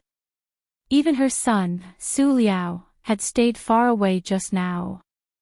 20 minutes later, the group walked from Gu Yunjian's house to Axianjia Hotel. It had been 3 to 4 years since Axianjia Hotel opened in Longmen City. It was well received and popular. That was because Axianjia Hotel's taste buds were obvious from its name. It was geared toward the masses and tasted similar to the local dishes cooked by ordinary people in Longmen City. Big bosses liked to set up their gatherings here as well. Since it was not particularly expensive, people would usually treat them to a meal. Those who were more extravagant would set up their gatherings here as well. Axianjia Hotel's decor was quite nice. Just as Yun Jian and Gu Junjian entered, they saw a group of men and women who were about the same age as Gu Junjian standing nearby. These men and women who were about the same age as Gu Junjian must be Gu Yunjian's university classmates. These middle-aged men and women who were about the same age as Gu Junjian were accompanied by young men and girls who were about the same age as Yunjian. These people were obviously the children of Gu Yunjian's university classmates. For a large gathering like this, many parents would bring their children along. It was especially so in 1999 when the people's standard of living was still not high. Usually, when there was a gathering and someone was treating, the whole family would be present. After all, meat was only a few times a year back then. It was unlike now where they could eat meat whenever they wanted. Were their families unable to survive? They would starve to death. As Gu Junjian was the one who was treating today, a large group of people were waiting outside. When they saw Gu Junjian, the large group of people crowded around him. Our officer Gu is here. Haha. Junjian, it's been a few years since we last met. How have you been? A big-bellied man rubbed his beer belly and asked Gu Junjian courteously. Chapter 1794. When everyone was seated around the two tables, the dishes were served. Gu Junjian ordered 2 tables of dishes. Since his university classmates had invited their entire families, 1 table was definitely not enough to seat all of them. Of course, in this era, when there was a gathering, the entire family would be brought over for a free meal. Gu Junjian had already expected this, so the dining table was naturally prepared in advance. There were only a few seats left. After everyone sat down, Gu Junjian looked around. Seeing that no one was present yet, he asked, "What's the matter? Where's old Zhang? Why don't I see him?" Yunjian was sitting next to Qin Yiru. She could feel that many women and young girls were staring at her with burning eyes. Old Zhang went to pick up his son from class. He'll be here in a while. The man with the beer belly who greeted Gu Junjian just now said to Gu Junjian. None of the middle-aged men, especially those who were big bosses, could escape the fate of having a beer belly. This was simply because their lives were too comfortable. Okay. Gu Junjian nodded. Usually, in such a gathering, the men would sit at one table and the women would sit at another. Today was no exception. Yunjian was sitting with Qin Yiru. Su Nina was sitting opposite Yunjian and Qin Yiru. Your Officer Ji's wife. Just when the atmosphere was a little awkward, a woman looked at Qin Yiru and asked. Qin Yiru nodded very politely and answered. You and Officer Gu are both married twice, right? Officer Gu had many suitors in our university back then. You're lucky to be able to marry him twice. The woman looked at Qin Yiru and said with a smile. After saying this, the woman turned to look at Yunjian and changed the topic to Yunjian. Then this must be the daughter of you and your ex-husband, right? You're pretty, but you look a little weak and gentle. Officer Gu is a soldier. You and your mother look weak and gentle, haha. Officer Gu is protecting him. This woman spoke in a strange tone. It was unclear whether she was praising Yunjian and Qin Yiru or secretly mocking them. But everyone around could hear one thing. Gu Junjian was indeed powerful, but Yunjian and Qin Yiru were both skinny and weak. Hearing the woman's words, Su Nina's body trembled. She didn't know why she was trembling when she heard these words. The woman's name was Wang Defang. Wang Defang wasn't Gu Yunjian's university classmate. She was the wife of Gu Yunjian's university classmate. She had brought her daughter along for a free meal today. After Wang Defang finished speaking, she picked up a huge piece of pork trotter and placed it in her daughter's bowl. Then, she instructed her daughter, who weighed at least 160 kilograms, don't worry about it. Wen, eat meat. Eat more solid food. Your father is a soldier. You have to make your father proud. At least, she couldn't be like Yunjian, who looked weak and gentle. Gu Yunjian's university classmates were all military students. The women were military doctors. Wang Defang's husband was Gu Yunjian's university classmate. Naturally, he was also a soldier. However, Wang Defang's husband wasn't as powerful as Gu Yunjian. His military rank wasn't as high as Gu Yunjian's either.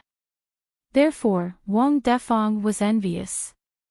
Mom, I defeated a boy at the martial arts school last time. Zhu Wen looked at her mother, Wang Defang proudly. She bit the pork trotter and tore it apart. Wow, our Wen is so powerful. You will inherit your father's skills in the future. When Wang Defang heard this, she reached out and patted her daughter's 160 kilograms body. Then, she glanced at Yunjian and Qin Yiru proudly. I'm sorry we're late.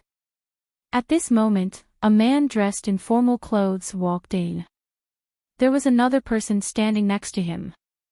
It was obvious that he was the man's son. You're not late at all. Bring your son to a seat. We've already eaten for a while. Gu Junjian laughed and waved at the man. The man's son glanced around lazily. However, under everyone's gaze, it was as if he had suddenly seen an important person. He walked towards Yunjian and shouted, Grandmaster. Grandmaster, you're here. The man's son was none other than Zhang Xiaofeng's disciple, Zhang Jian.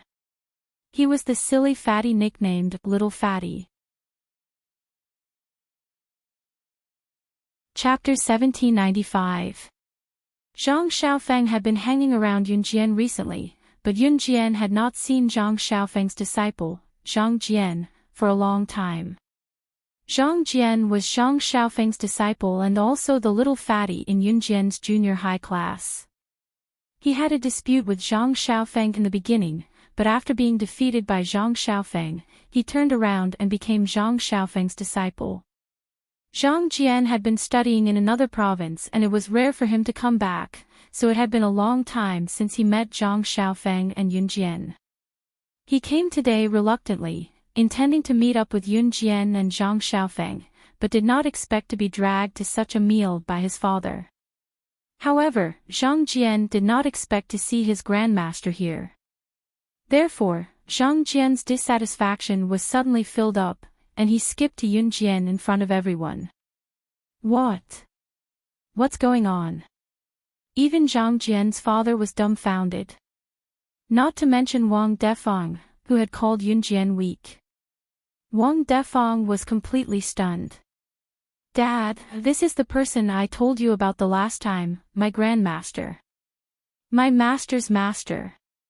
Team Monarch slashing god. My grandmaster is amazing. Zhang Jian turned to introduce Yunjian to his father in front of everyone. With this introduction, the surrounding people were shocked silly. Gu Yunjian's university classmates were all military graduates. The men were mostly soldiers while the women were military doctors. Team Monarch slashing god. Most of them had heard of this title before. What? She's Team Monarch slashing god. Junjian, oh Junjian. Your daughter is Team Monarch slashing god. This sounds too awesome. A man stood up from his seat in shock and looked at Yunjian. He walked over and put his arm around Gu Yunjian's shoulder as he exclaimed. The cheers of Gu Junjian and the other university students could be heard all around. Seeing this, Wang Defang, Zhu Wen, and the shameless Su Nina blinked. They weren't very surprised, but they were still shocked. Wang Defang and Zhu Wen did not even know what Team Monarch was. This storm passed very quickly. During the meal, everyone ate with their own thoughts. Among them, Wang Defang and Zhu Wen's expressions were particularly bad, and so was Su Nina. The new residence was located in Nanlin Road, a relatively remote area of Longmen City. Although there were shops around, the wide road was deserted. It was a stark contrast to the bustling city center where people came and went. After paying the bill, Gu Junjian suddenly received a phone call when he walked out of the Xinjie hotel. Old Gu, you said you're treating at the new residence 2 days ago. Are you still at Nanlin Road now? An anxious voice came from the other end of the phone. I'm here, Gu Junjian replied. Quick! There's an international criminal fleeing from Longmen City in a grey Bugatti Veyron from Nanlin Road. He killed a wealthy businessman in Longmen City. You must stop him. The troops will arrive at the intersection in 10 minutes. You just have to stop him for 10 minutes. An anxious voice came from the other end. Yun Jian narrowed her eyes. Just as the people around them shuddered in fear when they heard the voice, she saw a familiar figure not far away. It was Qing Yu. Qing Yu walked to Yun Jian in front of Wang Defang, Zhu Wen, and the others before handing a piece of information to Yun Jian. Sister Jian, an international criminal will pass by here later. 2 weeks ago, he stole a treasure from our organization. It's worth 5 billion yuan. Yun Jian's squinted eyes relaxed when she heard that. The people around them were baffled by what Qing Yu told Yun Jian. Just as they were bewildered, Yun Jian asked for a Beretta 92 FS pistol from Qing Yu right in front of them and walked to Qing Yu's sports car not far away, leaving her flowing hair behind. She turned to look at Qing Yu in front of everyone and opened the door with one foot in the sports car.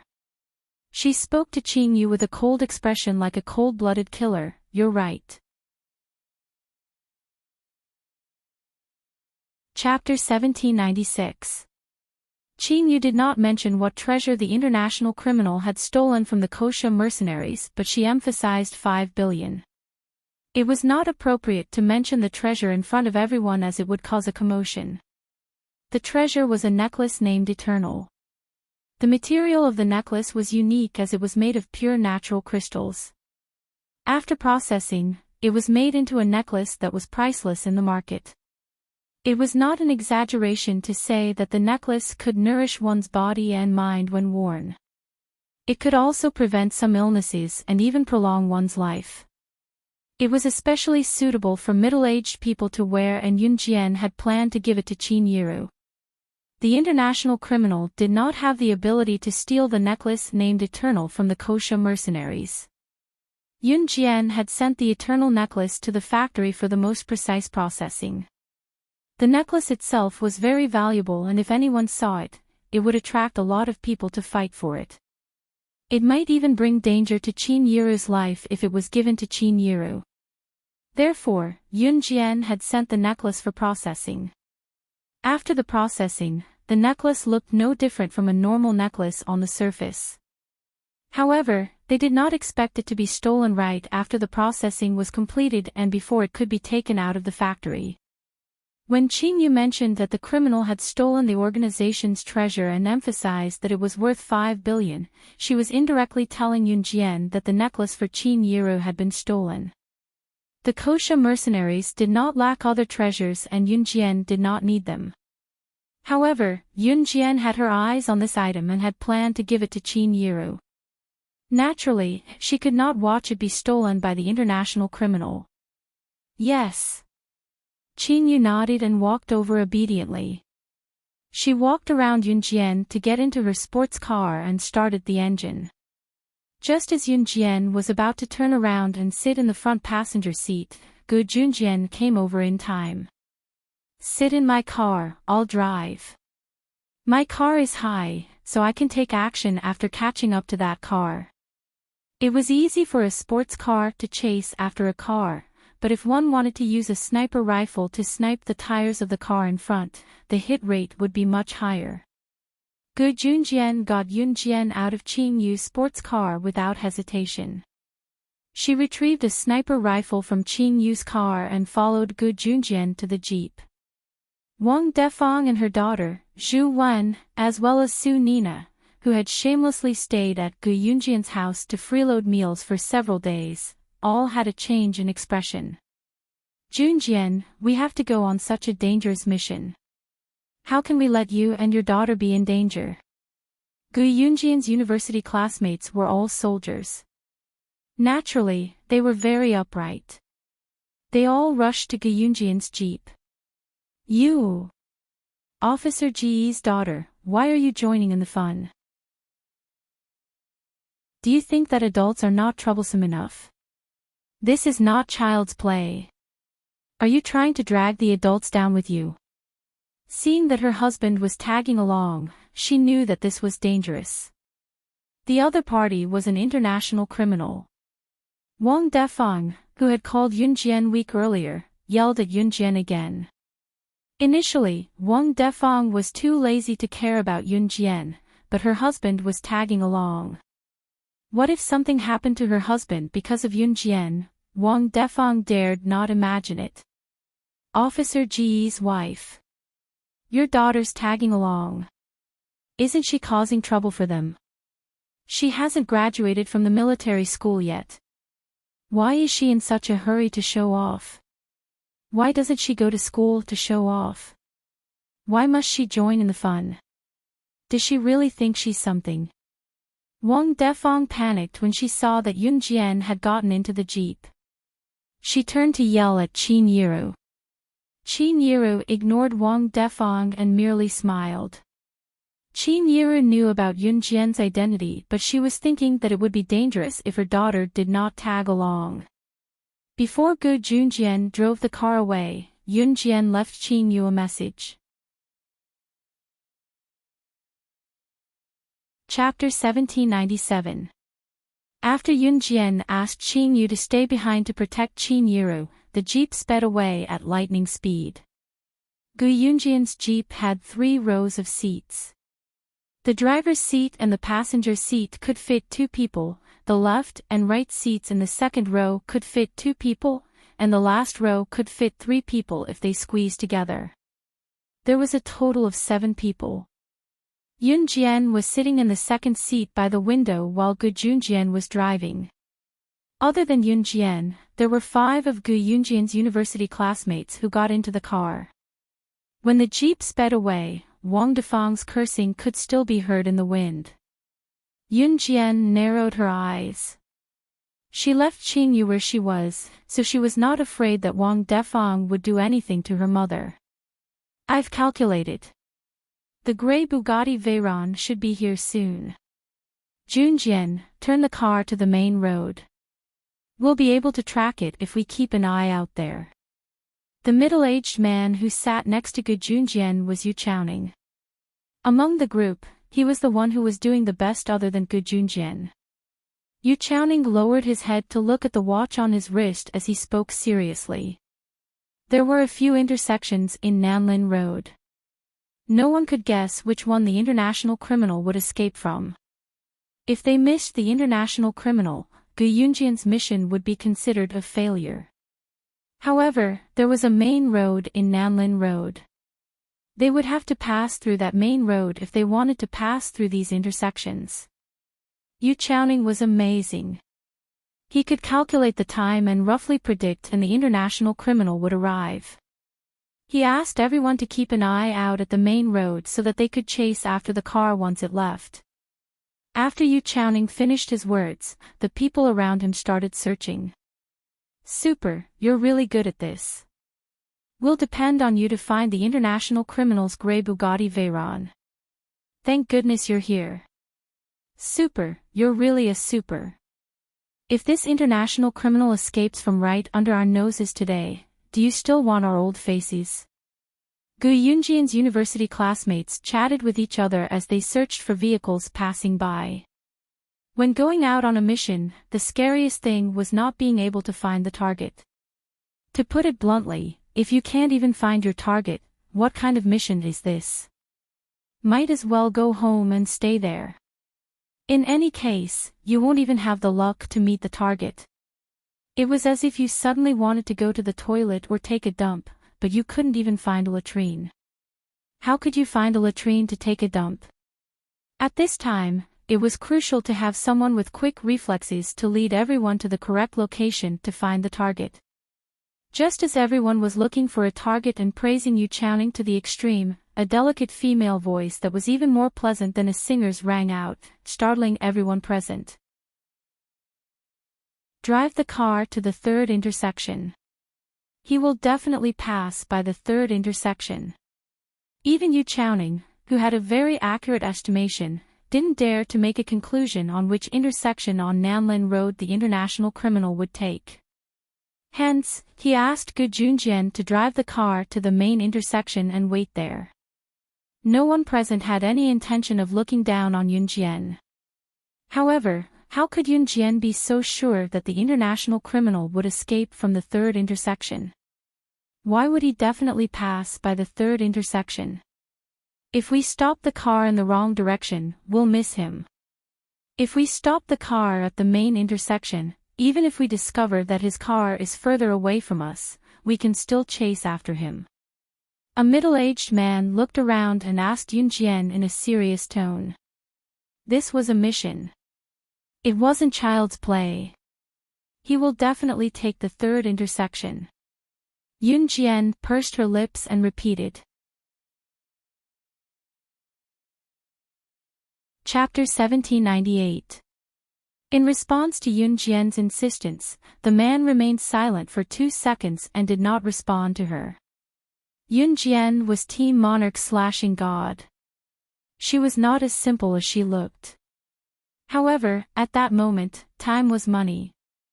If Yunjian was wrong, she would be letting an international fugitive escape.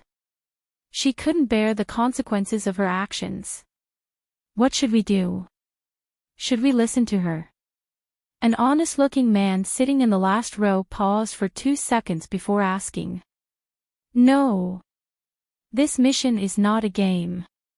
We'd rather chase after the grey Bugatti Veyron than take the risk. Moreover, the third intersection is quite a distance away from where we are now. Who's going to bear the responsibility if we make a mistake? I know you're Team Monarch slashing God and I don't mean to belittle you, but at this juncture, we can't afford to make any mistakes. The man who asked Yunjian the reason earlier did not hear Yunjian's explanation, so he insisted on his opinion calmly. That's right. Even if the car really passes by the third intersection, let's just wait at the main intersection for safety's sake. What if he doesn't pass by there? Yes, we agree with Yongheng. The rest of the middle-aged men, except for the honest man, unanimously agreed with this man's statement. The middle-aged man who refuted Yunjian was called Kai Yongheng. Yunjian narrowed her eyes and said nothing. Instead, she said to Gu Junjian, Dad, let's switch seats.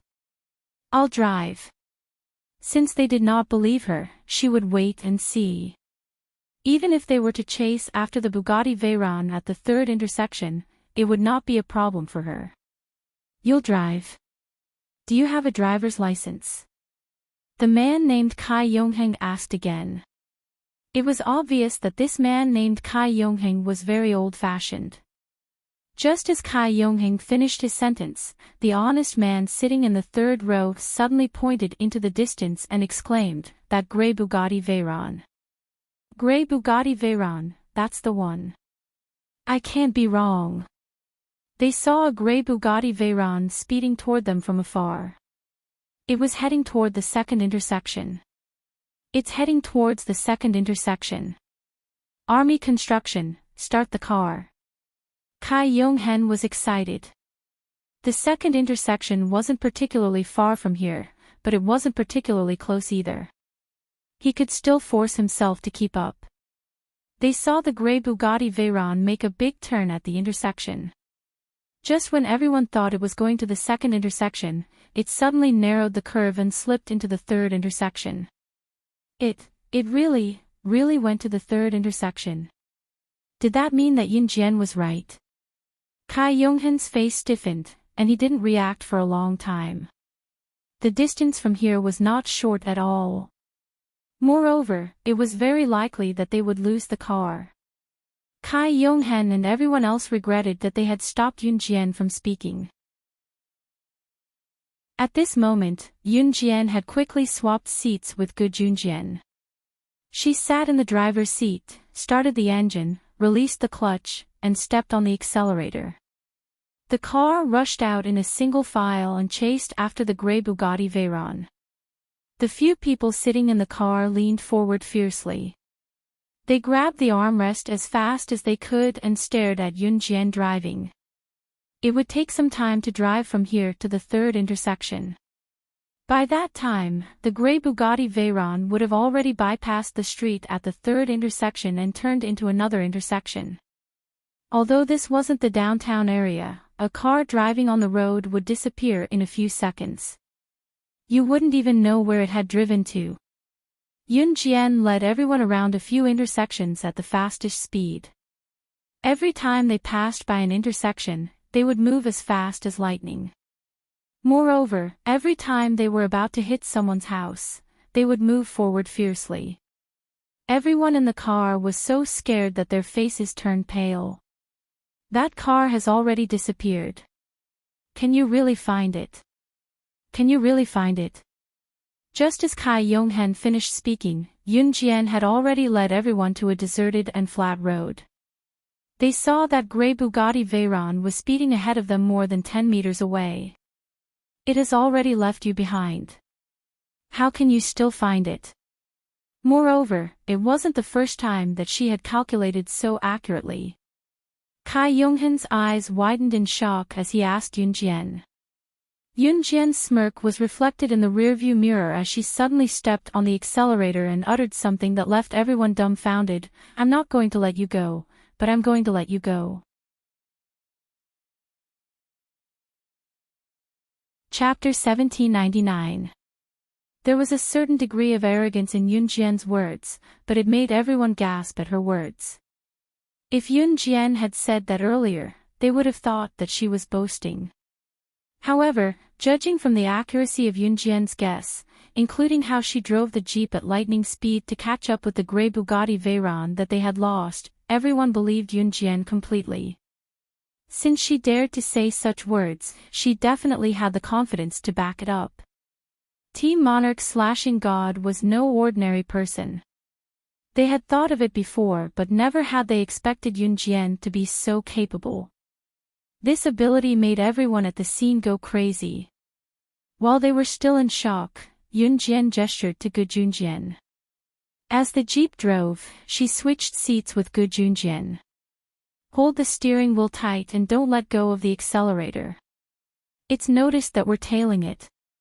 The border of Longmen City isn't far away. If we leave Longmen City, the troops won't be able to make it here and your mission will be considered a failure. Yun Jian never called Gu Junjian dad when they were on a mission. Okay. Gu Junjian was very cooperative. What about you? Kai Yonghen, Yu Chaoning, and the others asked Yun Jian in unison when they saw that Yun Jian had arranged for Gu Junjian to drive. Yun Jian, who stood in front of them, smirked and said, "That's right. See the red Porsche sports car in front of the gray Bugatti Veyron?" Yun Jian asked. Kai Yonghen, Yu Chaoning, and the others turned to look ahead. In front of the gray Bugatti Veyron, a red Porsche sports car and the gray Bugatti Veyron were driving on the highway one after the other. The gray Bugatti Veyron was at the back. These two cars. Kai Yonghen was cut off by Yun Jian just as he spoke. The information was wrong. The international criminal you want to catch and the thing I want to take back are both in the red Porsche sports car in front of the gray Bugatti Veyron. The gray Bugatti Veyron in the back, if I'm not wrong, was just a cover from the beginning. The people sitting inside are at most the subordinates of the international criminal sitting in the red Porsche sports car. Yun Jian, on the other hand, was not in a hurry to make a move. It was not the right time yet. She returned to her original seat and spoke to the people around her. What? What's the meaning of this? The surrounding men all stared blankly at Yun Jian. What did that mean? Just when everyone thought that the person sitting in the gray Bugatti Veyron was the international criminal, Yun Jian suddenly said that the international criminal was not in the Bugatti Veyron, but in the red Porsche sports car. Just as everyone was puzzled, Yunjian continued with a smile. Sniping the grey Bugatti Veyron with a sniper rifle won't work anymore. If we try to snipe it forcefully, the grey Bugatti Veyron will come crashing down on us and the red Porsche sports car will be able to escape right under our noses. So, we mustn't fire. Realization dawned on everyone when they heard what Yunjian said, but it was followed by a moment of bewilderment. The international criminal was indeed an international criminal. If it were not for Yunjian today, he would definitely be able to escape from Longmen City with his cunning. While the group was exclaiming, they did not forget to gasp. Yunjian was really something. What should we do then? At this speed, it's impossible to overtake. Are we going to keep chasing the red Porsche? Kai Yonghen asked with a frown. Those who kept shouting, "What should we do? What should we do?" were the most useless people.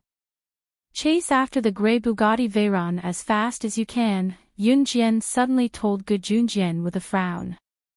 With Yunjian's order, Gu Junjian stepped on the accelerator and chased after the grey Bugatti Veyron. Soon, the three cars were side by side, one after the other. The one at the front was the red Porsche. The second was the grey Bugatti Veyron. The third was Gu Yunjian's Jeep. Yunjian was in the third car while the international criminal was in the first car. Yunjian suddenly pulled open the side door beside her and a strong gust of wind blew into the car.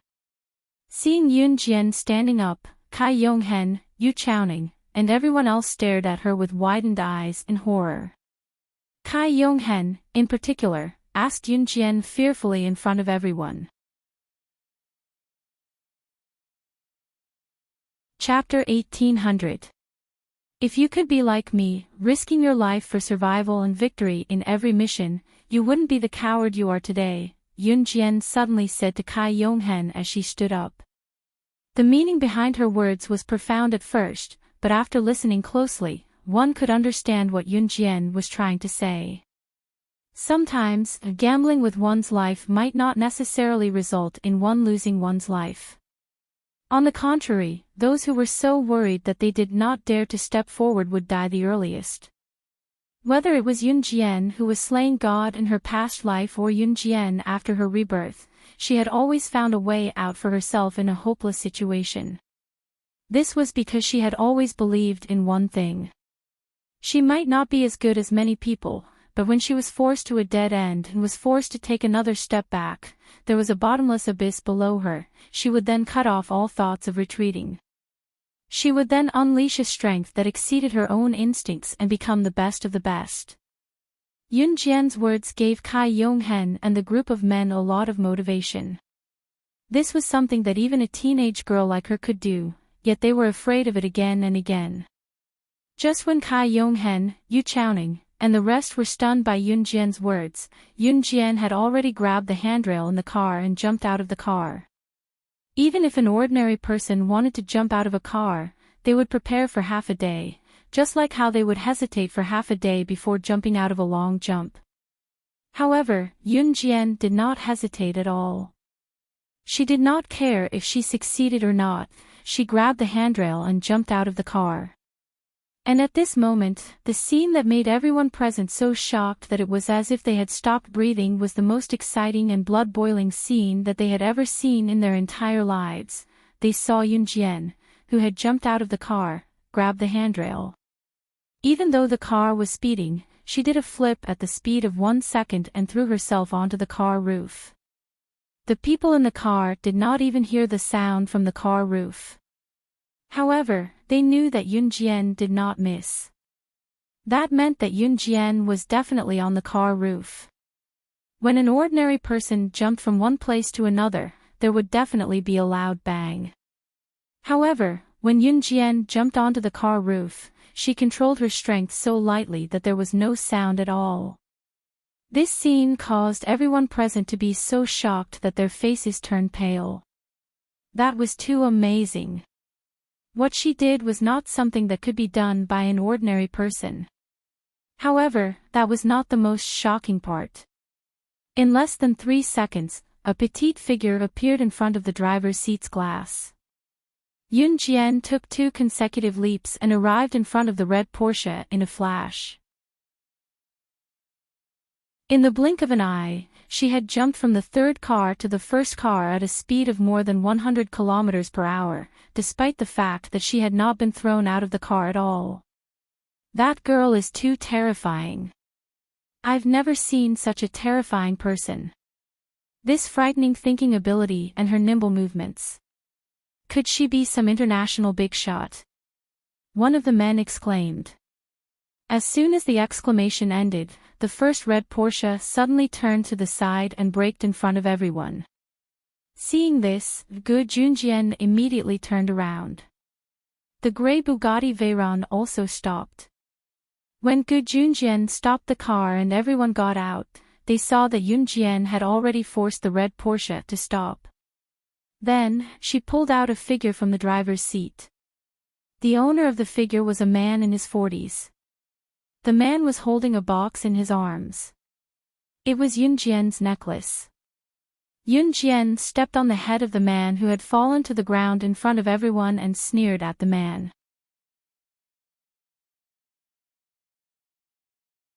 Chapter 1801. Yun Jian had spoken in Portuguese instead of Mandarin.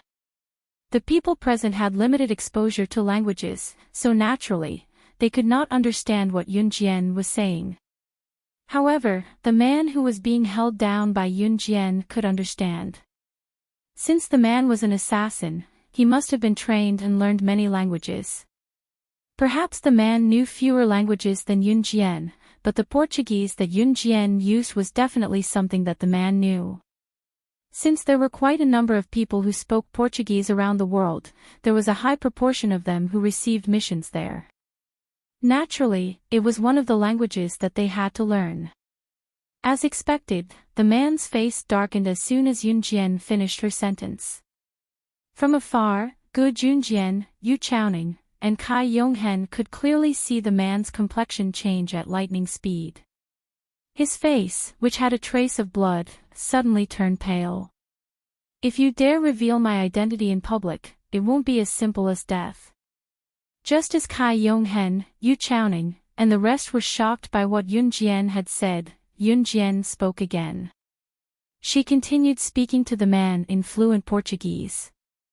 Even if the man was caught by the police, he would definitely die as an international criminal. He must have known that as an international assassin or secret agent, there was only one outcome for being caught or failing a mission: death. Yun Jian was not stupid. Since she dared to reveal her identity to this international criminal, she knew that he would not reveal it. Yun Jian's words earlier were a warning to the man that if he dared to spout nonsense, it would not be as simple as death. She had 1,000 ways to make people experience that the most painful thing in the world was not death, but living a life worse than death. The feeling of being tortured to death was excruciating pain that came from the depths of one's soul. Slaying God was known for her ruthlessness in the underworld. Not only was she powerful, but more importantly, she was cruel and ruthless. The way she dealt with people who were in the same profession was terrifying. Brainwashed killers referred to killers who had been brainwashed. Such people did not have their own emotions and thoughts. They only knew how to do things according to their masters. Even if they were caught, no one could get anything out of them because they only listened to their masters. However, the way Slaying God dealt with people back then had once made the brainwashed assassin, who was known to have the strongest willpower in the world, beg for death. In the end, he gave up the mastermind.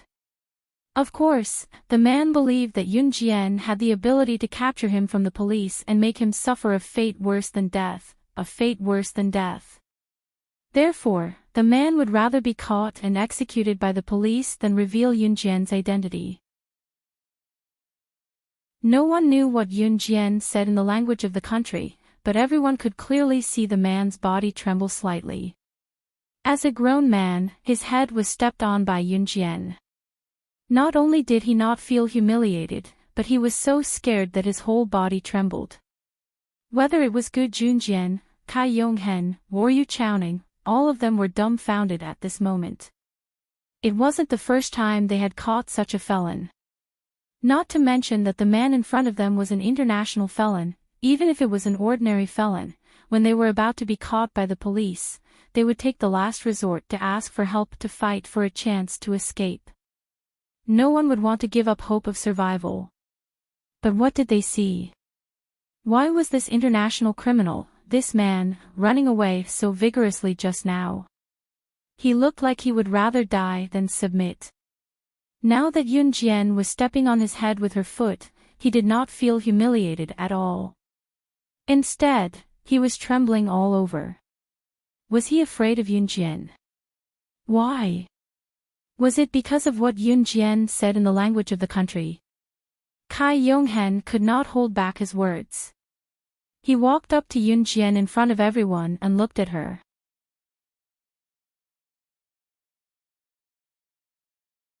Chapter 1802. At this moment, Yun Jian's foot was still on the man's head. She lowered her head slightly and looked at the man coldly. When she heard Kai Yonghen's words, she raised her head slightly and glanced at Kai Yonghen and the people around him. Do you want to know what I said to him? Yun Jian narrowed her eyes and looked at Kai Yonghen with a strange smile. Kai Yonghen took a deep breath for no reason. He took a deep breath and nodded at Yun Jian. He was curious, not just curious. From when Yun Jian guessed which path the international criminal would take, to when they lost track of the international criminal, Yun Jian could still figure out every path the international criminal would take. Then, she caught up with him and jumped out of the car. At this moment, she said something that made the international criminal so scared. Originally, Gu Yunjian's mission was to delay the international criminal for 10 minutes, and the military would immediately bring people over to arrest him. Even Kai Yonghen, Yu Chaoning, and the others were not confident that they could delay the international criminal for 10 minutes. However, Yun Jian was good. The international criminal, a 2S international criminal, was as easy as killing an ant in her hands. Not only did she stop him, she even stepped on him like a cabbage. What was even more bizarre was that the other party did not even dare to say a word. Do you really want to know what I said to him just now? She stepped on the man's head and slid it twice like she was stepping on a soccer ball. Her long thighs were wrapped in a pair of black tights. She looked at Kai Yonghen again with a smirk and repeated what she said just now. Hearing Yun Jian repeat what she said just now, Kai Yonghen and the people standing beside him were slightly stunned. However, Kai Yonghen still said, yes. However, before Kai Yonghen could finish his sentence, Yun Jian's voice suddenly rang out. Her voice was crisp and clear. Get down. Yun Jian's words came out of nowhere. Gu Junjian, Kai Yonghen, and the others were all stunned. Although they didn't know what Yun Jian meant, they still bent down as fast as they could. Behind Gu Junjian and the others, the subordinate of the international criminal who had been driving the grey Bugatti Veyron earlier made a comeback. He held a Ruger P345 automatic pistol in his hand and fired a bullet at Yun Jian's head. Gu Junjian and the rest stood opposite Yun Jian. This international criminal's underling was standing in the dark. If Gu Junjian and the rest did not lie down, they would be accidentally injured. Yun Jian. After she finished speaking, Gu Junjian and the rest quickly lay down. She dodged the bullet that was aimed at her head and kicked the international criminal towards Gu Junjian like a rubber ball. Suppress him. After she finished speaking, Yun Jian pounced towards the international criminal's underling. Her speed was as fast as a cheetah. She was so fast that the naked eye couldn't see her clearly. Yun Jian's conversation with Kai Yonghen earlier was to let the international criminal's underling, who was hiding in the dark, find the right opportunity to attack her and then counterattack. Gu Yunjian's fighting ability was not to be underestimated. After the international criminal was kicked by Yun Jian, his entire body went limp. Gu Junjian pounced over and pinned the international criminal down. The international criminal did not even have time to react and escape. At this time, Kai Yonghen and the rest finally reacted and went to help Gu Junjian. However, their eyes suddenly caught a glimpse of Yun Jian not far away. She was dashing towards the man who had tried to assassinate her. When the man saw Yun Jian dashing towards him, he was frightened and fired a few more shots at Yun Jian. Seeing this, Yun Jian pounced on the ground and rolled twice on the ground. When she stood up, she was already close to the man. Even the veterans in the army couldn't compare to her in terms of skills. She killed decisively like a grim reaper. Kai Yonghen and the rest who were far away trembled. They saw that Yun Jian had already snatched the gun from the man's hand and tied him up with his own jacket in a few moves. The moment the people from the army rushed over, this was the scene that they saw. A teenage girl was stepping on the man's back with one foot. The man's stomach was on the ground and he was tied up by his own jacket. His struggle was futile. The girl's men from the army rushed to the scene. After lighting up the scene, they turned their heads and squinted their eyes to look over. Chapter 1803. Initially, the people in the military only wanted Gu Junjian to help them stall for time so that the military would not be able to arrest this international criminal. Because the person they wanted to arrest was an international criminal, they sent their best troops this time. But when the group of people arrived at the scene, they saw Gu Junjian and his men squatting on the ground and suppressing the international criminal. Yun Jian was stepping on the international criminal's subordinate's back, not at all afraid that the international criminal's subordinate would be able to escape from her. This scene made the troops who arrived tremble. What the F***ck was going on? They rushed here to prepare for a big fight. Even if they were to accidentally sacrifice themselves in the battle with the international criminal, it was possible. But now, before they could even make a move, the international criminal was already subdued by Gu Junjian and this little girl. Although they were surprised, the group of people who rushed over still heaved a sigh of relief. Fighting with an international criminal, who had a gun in his hands. There would definitely be casualties. These people in the army all had relatives. If one person died, it would mean that they would harm an entire family. But for the sake of the people, they had to fight. If they didn't get rid of these people in this era, how could there be peace in the modern era? But what these people didn't expect was that Gu Junjian and his men actually managed to subdue the international criminal. They only had a few people. They actually managed to subdue the international criminal. This was a great achievement. The leader of the men in the army walked towards Gu Junjian. This man obviously knew Gu Junjian. When he spoke, Yun Jian could tell that this man was the one who called Gu Junjian just now. The man was stunned. Then, he looked at Gu Junjian and said, Gu Junjian, Gu Junjian. Old Gu, good job. You actually brought people to arrest him. Ahem. The ones who arrested him weren't us. It was her. At this moment, Gu Yunjian's university classmate, the man named Enchanting, looked at Yun Jian and said. What? What? The ones who arrested him weren't you guys, but this little girl. The man and the people standing behind him were all stunned. You can take him away. Dad, Mom has been waiting for a long time. Let's go back. Just as the man and the people standing behind him were all stunned, Yun Jian spoke to Gu Junjian. Obviously, she didn't want to make a big deal out of this. Old Wang, my daughter doesn't want to be in the limelight. You know that. We'll leave first. After Gu Junjian handed the international criminal over to the man, he said to the man. The man called Old Wang was stunned. He opened his mouth and finally nodded. After Yun Jian retrieved the necklace she had given Qin Yiro from the man, she turned to get into the jeep with Gu Junjian and the others. The necklace was in a box, so no one could see what it was. The jeep left the army. At the entrance of the Shinja Hotel, Qin Yiru, Wang Defang, and the women and children had been standing there for a long time. During this time, Wang Defang kept talking about Yunjian. Seeing that the men hadn't come back yet, Wang Defang was so worried about her man that she almost cried. At this moment, she still kept talking to Qin Yiru coldly.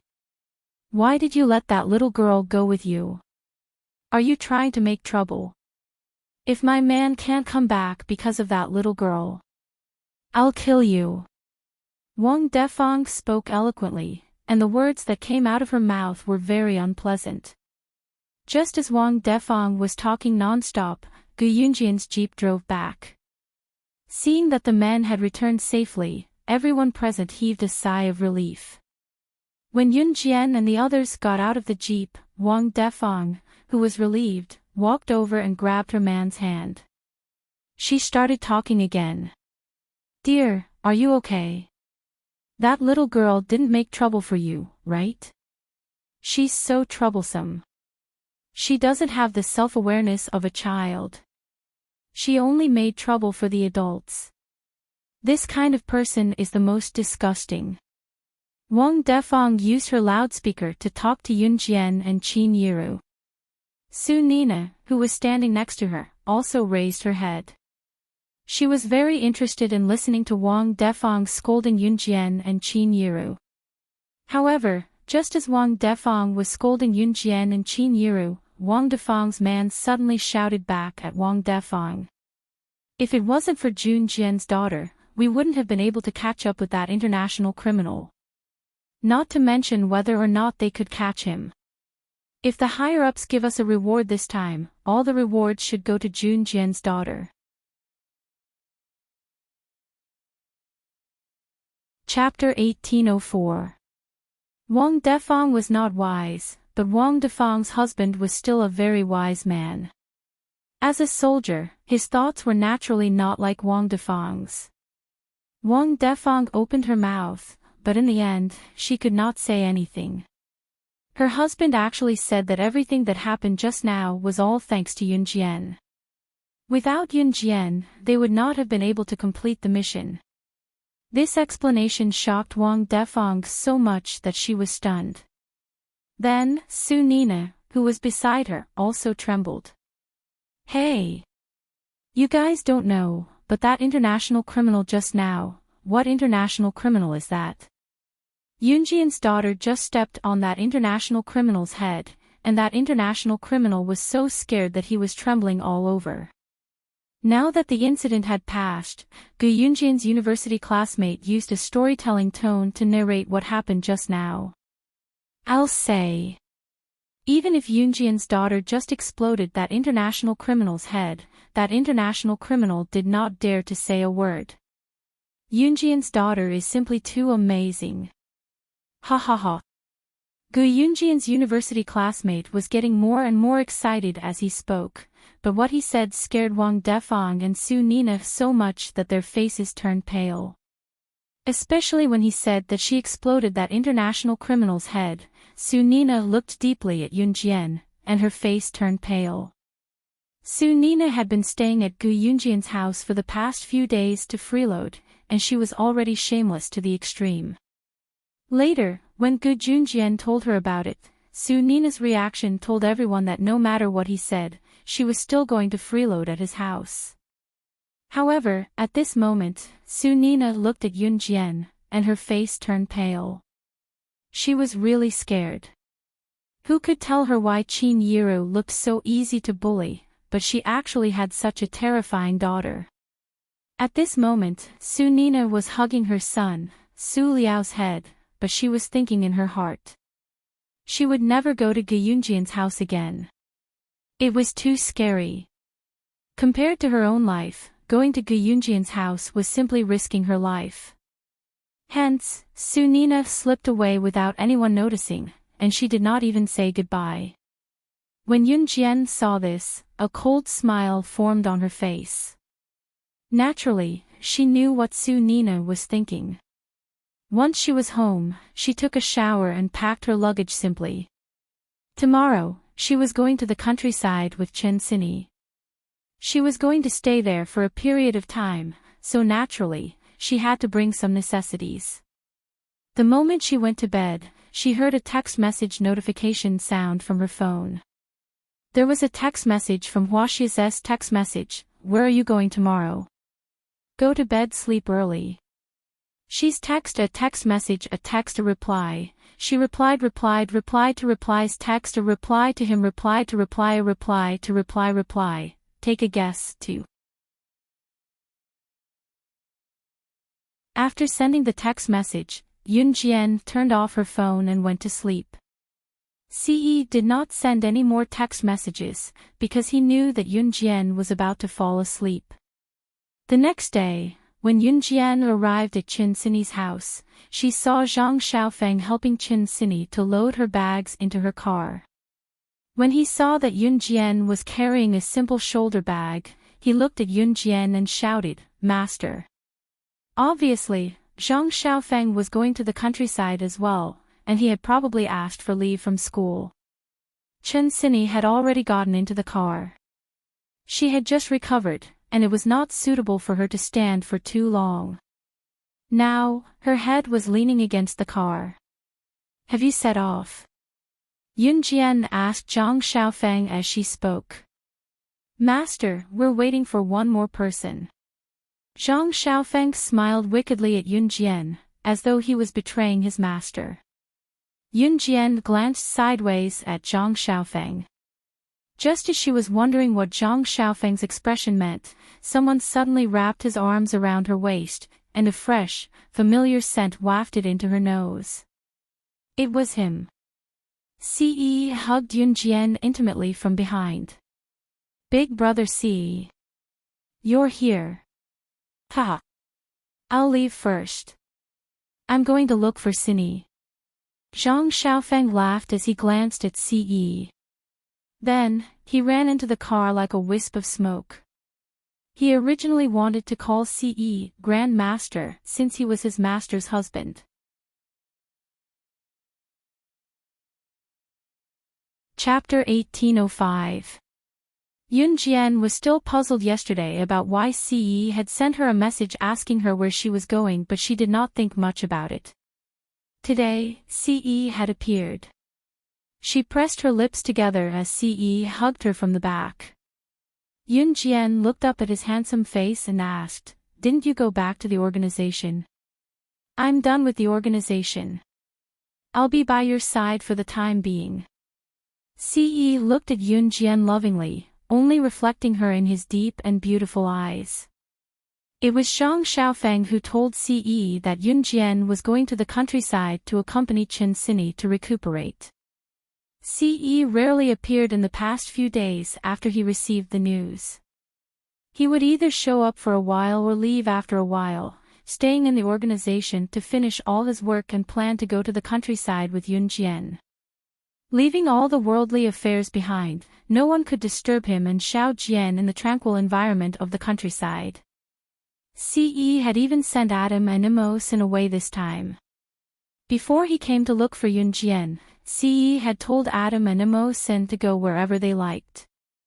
Just as Ce's plan was going well, Yun Jian suddenly suggested, "Xiao Zhu and the other two haven't come out to play for a long time. Why don't we apply for leave for them and take them out for a walk?" Before Yun Jian could finish, Ce's thin lips moved to reject her directly. "No." Yun Jian was speechless. Yun Jian blinked. If they were not at the entrance of Chen Sini's house right now, Ce would have cupped Yun Jian's head and pressed his lips against hers directly when he saw how adorable Yun Jian was. Jian, we're leaving. My grandpa's house is a little far from Longmen City, we have to depart earlier." At this moment, Chen Sini's voice sounded. She couldn't move her head, so she could only shout from the car. 2 hours later, Chen Sini's private car went around many mountains and finally arrived at a place called Jinda Village. Jinda Village was a village near the mountains. From here, it would take half an hour to reach the nearest town. Moreover, Jinda village was not rich. Every family's house was only 1 story high. When Yunjian was reborn, she came to Xinjiang town. Xinjiang town was a town while this was just a village. Yunjian used to roam the peak of the world, and the simplest place she had been to after her rebirth was probably Xinjiang town. However, a town was still a town. It was definitely much better than the countryside.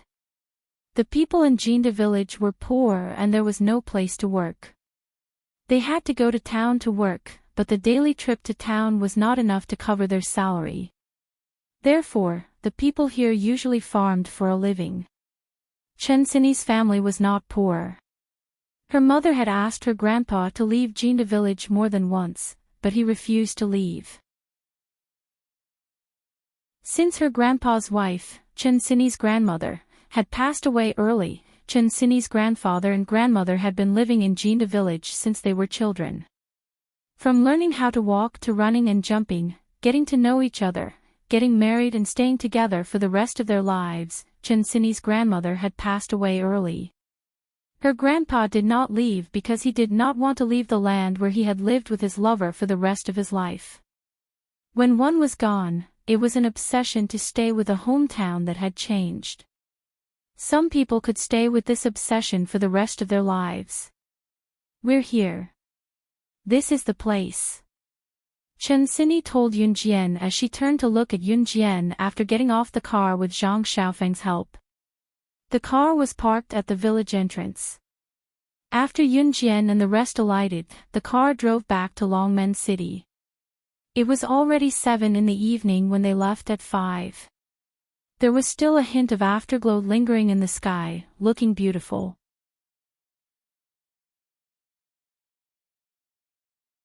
Chapter 1806. It was easy to find the first house at the entrance of the village.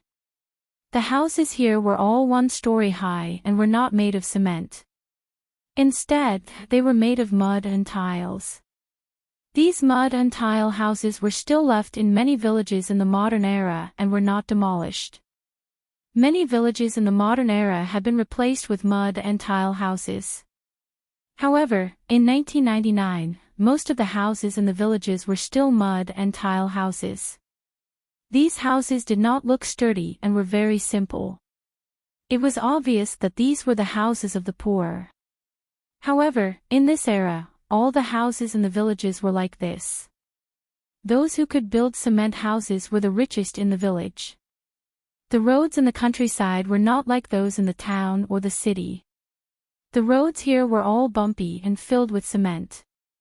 It was unrealistic for some people who were used to living in the big cities to move here permanently. However, it was very romantic for rich people to stay here for a short period of time. Fly, fly, fly, fly. The butterfly is flying. Yunjian saw a few children playing at the entrance of the first house at the entrance of the village. Dong dong, is Grandpa home? Chen Xinyi looked at one of the children and called out to him. The boy was called He Dong Dong. He was Chen Xinyi's cousin. He was 6 years old this year and was very smart. Sister Xinyi. He Dong Dong saw Chen Xinyi and stopped playing with his friends. He turned around and ran into the house. Grandpa, Grandpa. Sister Xinyi and brother Xiaofeng brought a pretty sister and a handsome brother back. He Dong Dong shouted as he ran into the house. After a while, an old man with a walking stick came out. This old man was Chen Xinyi's grandfather, He Qing. He Qing used to be a teacher and was a role model. He was very strict with his children since they were young. Therefore, Chen Xinyi's mother, He Xia, had the temperament of a lady from a wealthy family. He Qing was now relying on his pension to get by. Xinyi and Xiaofeng are back. Do you have guests? Quick, come in. He Qing invited Yunjian and Ce into the house in a friendly manner. Although the house was simple and crude, He Qing still made a cup of tea for Yunjian and Ce. Yunjian and Ce didn't dislike it at all. Our pretty big sister and handsome big brother boyfriend and girlfriend. At this moment, He Dong Dong, who had been playing outside, surrounded Yun Jian and Ce with a group of friends and asked curiously. Yun Jian and Ce had outstanding looks. They had never seen such a beautiful young lady and handsome young man before, so they all rushed into the house. A few children even ran to the village to gather all the other children to watch Yun Jian and Ce. Surrounded by so many small heads, Yun Jian felt a little embarrassed. Yes. However, Ce, who was sitting next to Yun Jian, didn't look embarrassed at all in front of so many children. He even hugged Yun Jian's waist and hooked his arm around her waist. The handsome Junyan made all the children stare at him in a daze. How could there be such a good-looking big brother in this world? I heard from my big brother that boyfriend and girlfriend means husband and wife. Husband and wife have to kiss and hug each other at night. Shameful. A little girl hugged the little boy next to her and even pouted to show everyone that she wanted to kiss him. Does that mean hugging each other and bumping into each other like my parents? Last time, I secretly saw my dad hugging my mom without wearing any clothes. They were sticking to each other and bumping into each other. A smart kid added. As he spoke, he turned to look at Yun Jian and Ce and asked innocently, "What's wrong?"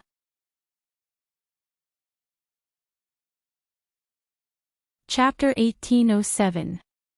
The child asked innocently. He even blinked his eyes when he asked the question. His small head cooperated with the other curious little heads beside him. He didn't even realize that he had just asked such a shocking question. Yun Jian, Ce, Chen Sini, and Zhang Xiaofeng were sitting at an old-fashioned square table in the main room of Chen Sini's grandfather, He Qing's house. At this moment, Yun Jian and Ce were sitting close to each other. Ce was holding Yun Jian's slender waist with one hand intimately. Chen Sini and Zhang Xiaofeng were sitting at the square table, each occupying a seat. After hearing the innocent child's words, Zhang Xiaofeng spat out a mouthful of tea water mixed with his own unique scent. The moment he spat out the tea water, Zhang Xiaofeng turned his head fiercely to prevent himself from spitting the tea water on anyone present. Cough, cough, cough. Cough. Zhang Xiaofeng was viciously robbed of his breath. He really didn't expect these mischievous children to say such things. What was worse was that these children were looking at Yun Jian and Ce with expectant gazes, waiting for Yun Jian and Ce's reply. This, cough, cough, cough. I see that there is still some sunlight outside. Sini, you haven't been in the sun for a long time. Let me bring you out to experience it. Zhang Xiaofeng randomly came up with an excuse and walked over to Chen Sini to help her up before walking out. At this time, the sun had already set. Perhaps the sun set later in Jinda village and rose later in the morning, so at this time, there was still a trace of afterglow outside. Grandfather, He Qing, was personally cooking in the kitchen. He said that he wanted to properly entertain Yun Jian and Ce, these two guests who came from afar. After Zhang Xiaofeng found an excuse to bring Chen Sini out of the house, there was only Ce and Yun Jian left in the house, along with the rowdy kids who were asking questions without knowing the gravity of the situation. Seeing that Ce and Yun Jian were silent, Ce sized up Yun Jian with his pair of beautiful eyes that made everything around them pale in comparison. The child who asked the question earlier innocently asked again, "Pretty sister, will handsome brother bump into each other?" My mom said that only two people who love each other will do this. Doesn't handsome brother like pretty sister? After the child finished speaking, all the children looked at Yun Jian and Ce curiously. Yun Jian's face was flushed the moment the child spoke. Ce's lips curled into a wicked smile. From beginning to end, he didn't move his eyes away from Yun Jian's body. Under the expectant gazes of the group of children, Ce withdrew his hand from Yun Jian's slender waist and said with a gentle gaze, "Her entire body is mine." Every part of her body belongs to me, so, what do you think? Ce didn't say it out loud. When the child asked such an innocent and bashful question, Ce and Yunjian reacted differently. Yunjian's face turned slightly red, and her cheeks even turned pink. On the other hand, Ce's initial reaction was to raise his handsome face. That devilishly handsome face of his really deserved a beating. Then will handsome brother and beautiful sister really bump into each other? The child opened his not-so-good-looking face and smiled. He seemed to be bored, so he asked another question. Idiot, handsome brother means that he and pretty sister definitely won't stop at bumping into each other. At this moment, Chen Sini's cousin, He Dong Dong, added on mischievously. After he finished speaking, Yun Jian's face turned even redder. The surrounding children all giggled. The child was still unsatisfied. He looked at Ce and asked curiously, then will the handsome brother hug the beautiful sister while bumping into her, kissing and hugging at the same time? My parents will do that.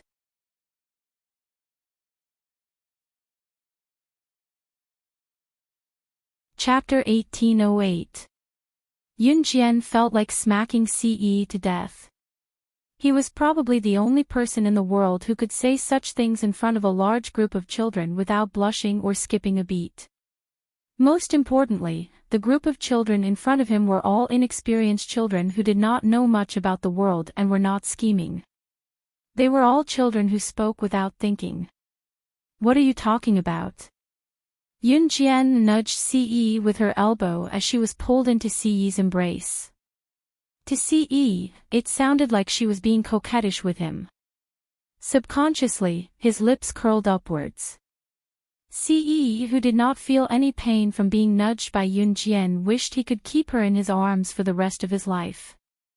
He was willing to listen to her whining for the rest of his life, just like how she whined to him just now. He really wanted to devour her without leaving any bones behind so that she could never leave his side. Do you like children, Xiao Jian? Ce's lips pressed against Yun Jian's ear, his mellow and alluring voice lingering around Yun Jian's ears. Yun Jian heard it clearly. Yun Jian did not think much of Ce's sudden question. Children. If one were to ask if Yun Jian liked children, one would have to look at the type of children they were. Why was that? Yun Jian liked children like her younger brother, Xiao Yunju, Duanli, and Duanya, who were obedient and a little lively when necessary. However, if they were like the brats she had met in the past who were unreasonable, and took the lead to bully kids younger than them, if they were brats like that, she would not like them. Ce watched as Yun Jian's pretty face wore a thoughtful expression. As he watched, he could not help breaking into a grin. The group of children who stood around watching Yun Jian and Ce were like curious babies. They did not make a sound but kept looking at Yun Jian and Ce. Does pretty sister like a kid like me? Not only can I recite the text, but I can also help my parents with the housework. A little boy confidently patted his chest and said to Yun Jian. Me too, me too. I'm so cute, pretty sister must like me, right? A little girl with 2 ponytails shook her head. Her ponytail swayed left and right as she stood in front of Yun Jian. She looked at Yun Jian expectantly and asked. With this question, the surrounding children all rushed to ask Yun Jian if she liked them in front of Yun Jian. It was true that the children in the countryside were wild, but these children would not fight over this matter. They just argued verbally. Pretty sister is my cousin's friend. Of course she likes me the most. At this time, He Dong Dong shook her little head and said confidently.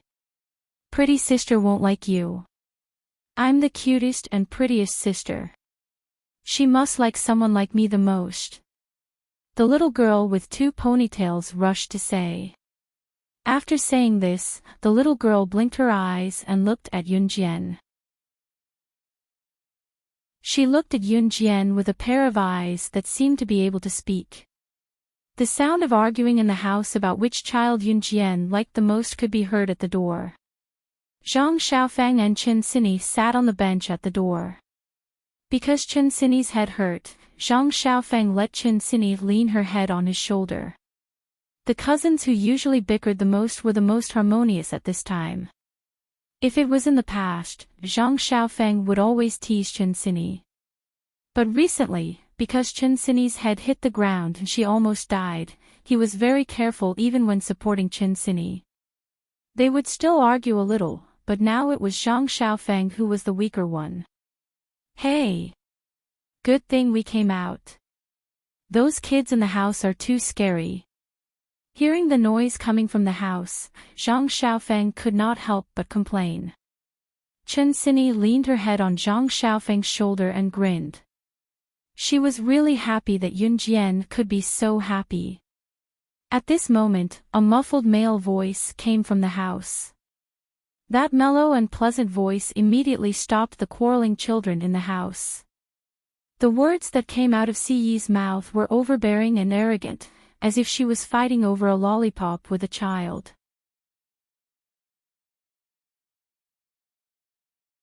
Chapter 1809. Siyi's expression was fierce, like a bully who had snatched a lollipop from a child's hand and told the child to go to the store to buy another lollipop for him.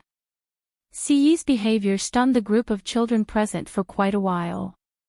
Among them was a 4-year-old girl who had been standing in the corner since the beginning. She had been looking at Yunjian and Siyi with great interest. In the end, it didn't take long for the surrounding boys and girls to start quarreling. The 4-year-old girl wasn't very sensible to begin with. Children in the countryside were usually left to their own devices. When they were young, they would be allowed to follow a large group of children to go out and play with a large group of children. Perhaps this phenomenon was less common in the countryside now because people nowadays treated children like treasures. In the past, people were poor. The poorer they were, the more children they had. A couple would usually have no less than 3 children. In fact, there were many villagers who had 7 or 8 children. This wasn't surprising at all. With more children, there was less love and care. In the early years, even the death of a child wasn't a big deal to some parents. Of course, 1999 wasn't as feudal as it used to be. In this era, the status of children was much higher in the eyes of some parents. This 4-year-old girl was young to begin with. She had followed her brothers and sisters here to join in the fun. In fact, she didn't understand what was happening at all. But after a while, this big brother suddenly said something fiercely, like a bully who had snatched a child's lollipop. Siyi's action scared the 4-year-old girl to tears. Wah! Big brother is so fierce, wah wah wah wah. So fierce, I'm scared, I'm scared. As she spoke, the 4-year-old girl seemed to be unable to find her way home. Tears fell from her cheeks as she walked aimlessly out of the door. She even started yelling. This gave Chen Xinyi and Zhang Xiaofeng, who were sitting outside the door, a fright. What's going on? Big brother C is fighting with a child. Zhang Xiaofeng's eyes widened. He was clearly frightened by the scene in front of him. What's going on? My master's husband actually scared a child to tears. This is too awesome. Fighting with a child. Chen Xinyi could feel Siyi's deep love for Yunjian. She covered her mouth and laughed. Then she lifted her head from Zhang Xiaofeng's shoulder and urged Zhang Xiaofeng. Hurry up and chase the little girl back. She ran out crying. What about you? Does your head still hurt? Zhang Xiaofeng looked at Chen Xinyi and asked. I'm fine. Go after that little girl, Chen Xinyi said. Before Chen Xinyi could finish, Yunjian walked out of the house. C followed behind her. A large group of children followed behind them. Ce was probably the only person who could talk to a child and make them cry.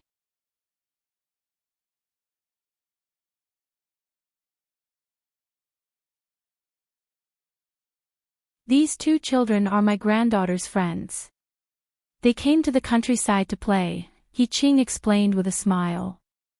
Actually, the people in the countryside were quite kind.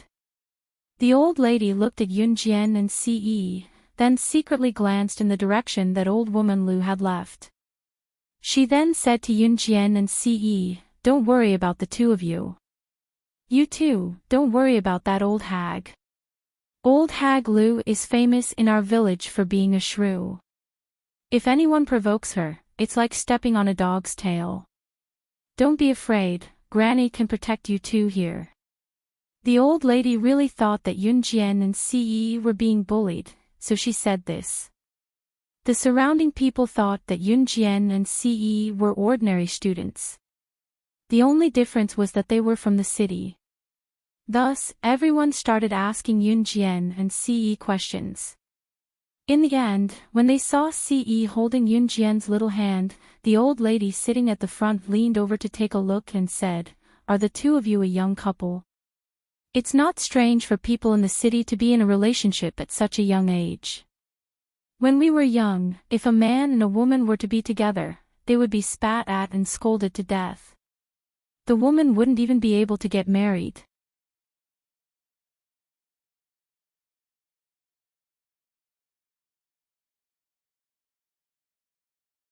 She had never heard of or seen a man like Ce who went overseas to register his marriage for Yunjian and protected the marriage certificate like it was a treasure. "I'm afraid this kind of guy is already extinct." She did not expect to see him here today. Just as the old ladies and grandpas around them gasped in shock, the child who had asked Yunjian and Ce if they would bump into each other at He-Ching's house spoke up suddenly in front of everyone. "What's the matter? Wow! Pretty sister and handsome brother aren't just dating, they're husband and wife. Is this the same relationship as my parents?"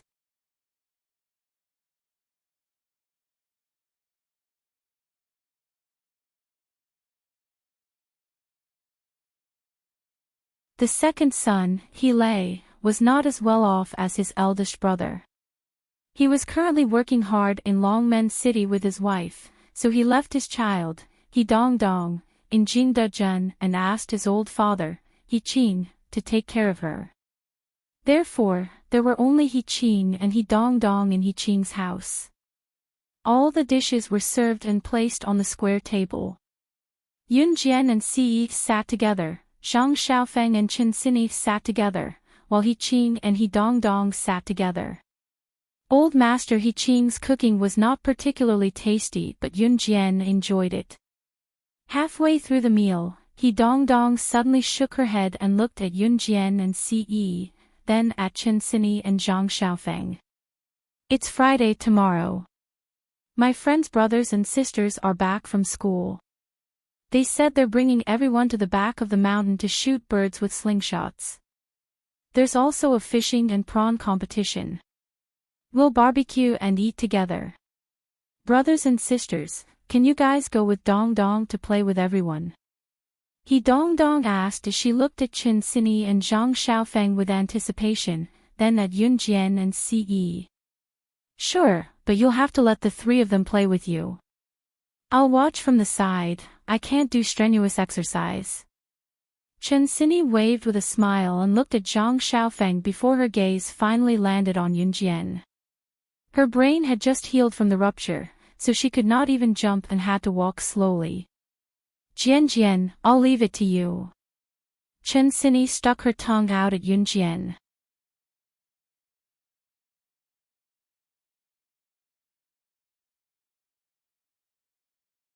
Chapter 1813.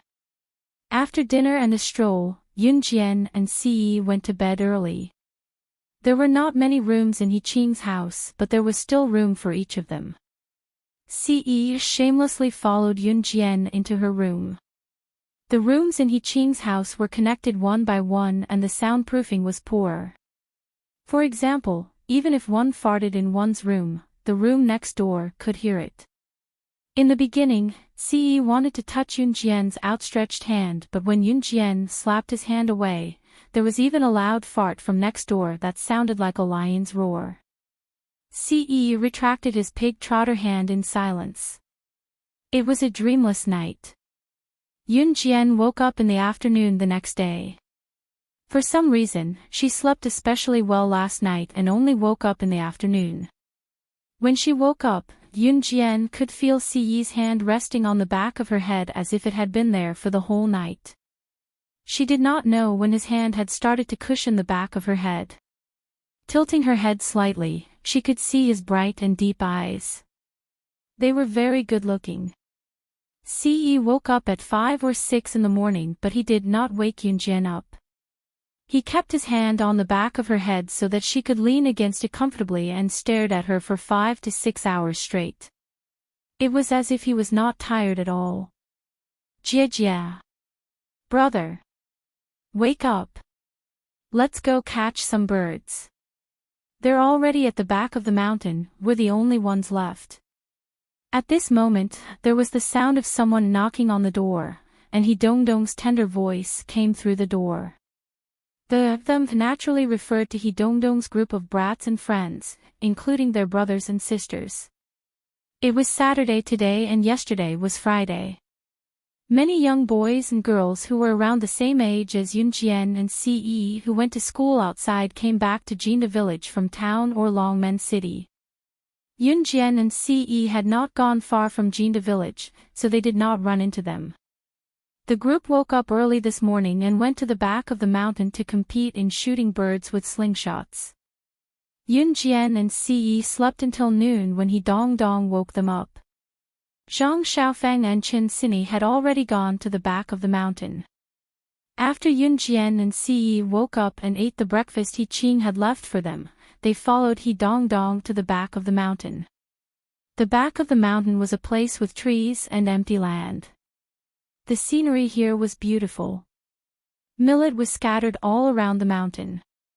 Millet was the favorite food of birds. Since the back of the mountain was scattered with millet, the birds would automatically come over to eat it.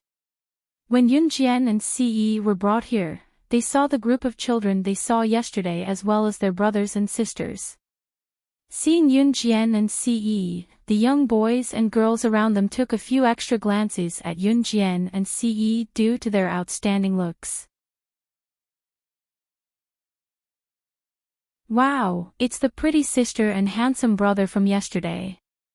When Fu Gang saw Yun Jian and Ce, he pulled a rather handsome boy who was about 1.75 meters in height over. Fu Gang pointed at Yun Jian and Ce and told the boy, "Brother, they're the brother and sister I met yesterday." Fu Gang wanted to say something shocking, but Zhang Xiaofeng was one step ahead of everyone else. He walked over from the side and interrupted Fu Gang before he could say anything shocking again. Cough, cough, cough. Hello, I'm Zhang Xiaofeng. This is my cousin, Chen Sini. This is my master, Yun Jian. He's my brother, Ce. Zhang Xiaofeng took the initiative to extend his hand to Fu Gang's brother and introduce them to him. This also prevented Fu Gang from saying, bump into each other. I'm Fu Axian. Fu Gang's brother nodded politely at Zhang Xiaofeng. After a pause, Fu Axian looked at Yun Jian and the others and asked, "Are you guys here to hunt birds too?" "Yeah, that's right." Zhang Xiaofeng rubbed his head and chuckled. "You guys are city dwellers from the city. No wonder you guys look so delicate. You don't know how to shoot birds, right?" At this moment, a girl walked over. She looked to be about 17 or 18 years old. Her face was a little dark, her skin was dry, and her nose was big. She wasn't pretty at all. The girl walked over and gave Chen Sini and Yun Jian a few glances. When she saw that Chen Sini and Yun Jian were pretty and their skin was fair and tender, she sniffled and said. However, she was secretly criticizing them in her heart. What's wrong with city dwellers? So what if they're pretty? Look at how delicate they are. They probably haven't even seen a slingshot before, right? What's the use of it? After she finished speaking, the girl glanced at Yunjian and Chenxini. Then, she pointed at Fu Axian and said to Yunjian and Chenxini, "Brother, you guys are here."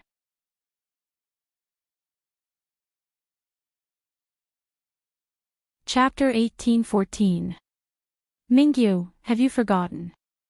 Not only does Big Brother Axian know how to shoot birds, but he's also shot birds with a gun before. Just as the girl finished speaking, a gorgeous and beautiful girl in a princess dress walked over. She looked at the girl who had spoken up for Yunjian and the others. The girl who had spoken up earlier was about 17 or 18 years old. Her face was a little dark, her skin was dry, and her nose was big. She wasn't pretty, and her name was Mingyu. She was a child from the village, and her grades were pretty good. She had managed to get into the town's high school. In a place like Jinda village, even getting into the town's high school was considered pretty good. Of course I know he's very good. I don't need you to tell me that. Mingyu wasn't friendly to the pretty girl in a princess dress who had walked over to speak up for her. This pretty girl in a princess dress wasn't from Jinda village. She was from the town, and her family was pretty rich. This time, she had followed Fu Axian back to Jinda village. Fu Axian was pretty good-looking, and in the eyes of these girls, he was a hot steamed bun. Mingyu also liked Fu Axian, so she wasn't friendly to the girl in a princess dress who had spoken up for her. The girl in a princess dress who had spoken up for Mingyu was called Gulioli. Gulioli saw that Mingyu wasn't friendly to her, so she didn't give Mingyu any face either. Who are you showing that face to? My big brother Axian shot birds down with a gun before. I saw it with my own eyes. Gulioli laughed coldly in the direction of Mingyu and Yunjian. Gulioli didn't get along with Mingyu, but she wasn't friendly to Yunjian and Chenxini either. They didn't even need to talk to each other about this. Actually, Fu Axian hadn't shot birds with a real gun. He had only used a toy gun. Fu Axian was indeed a little talented. At this moment, when Fu Axian heard Mingyu and Gulioli praising him, he felt a little embarrassed. You guys don't have to care about what the two of them are saying. If they want to play, let's play together. Fu Axian was a good person. He looked at Yunjian and Ce and laughed. After saying that, he pointed to a wooden barrel not far away. There are many slingshots over there. You can take whatever you want. Don't worry. Seeing Fu Axian being so polite, Zhang Xiaofeng also replied politely. Then, he walked over and took a few slingshots. Chenxini was sitting on a big rock, watching them play from afar. Brother, bird. There are birds over there. Shoot it down with your slingshot. At this moment, Dong suddenly noticed a bird pecking at the ground. He whispered to Zhang Xiaofeng. Okay. Zhang Xiaofeng responded. Just as he was about to shoot the bird with his slingshot, Mingyu beat him to it. Mingyu said as she walked over with large strides. She pressed a stone on the slingshot in her hand and shot the bird. I saw this bird first. It's mine. A stone bounced over. Not only did it fail to capture the bird, but it also scared it away. Mingyu did not think it was inappropriate. When she turned around and saw Yunjian looking at her nonchalantly, she was annoyed and suddenly looked up to tell Yunjian smugly, "What the hell? What are you looking at? Haven't you seen people using slingshots and small stones to shoot birds? I can tell you're from the city. You really don't know anything." Mingyu then swung the slingshot in her hand, pretending to be very powerful as she flaunted to Yunjian and Ce, who was standing next to Yunjian. She spoke as if she were a Superman in the universe. There's nothing to say about my brother Axian's strength. He's not someone your delicate city dwellers can compare to.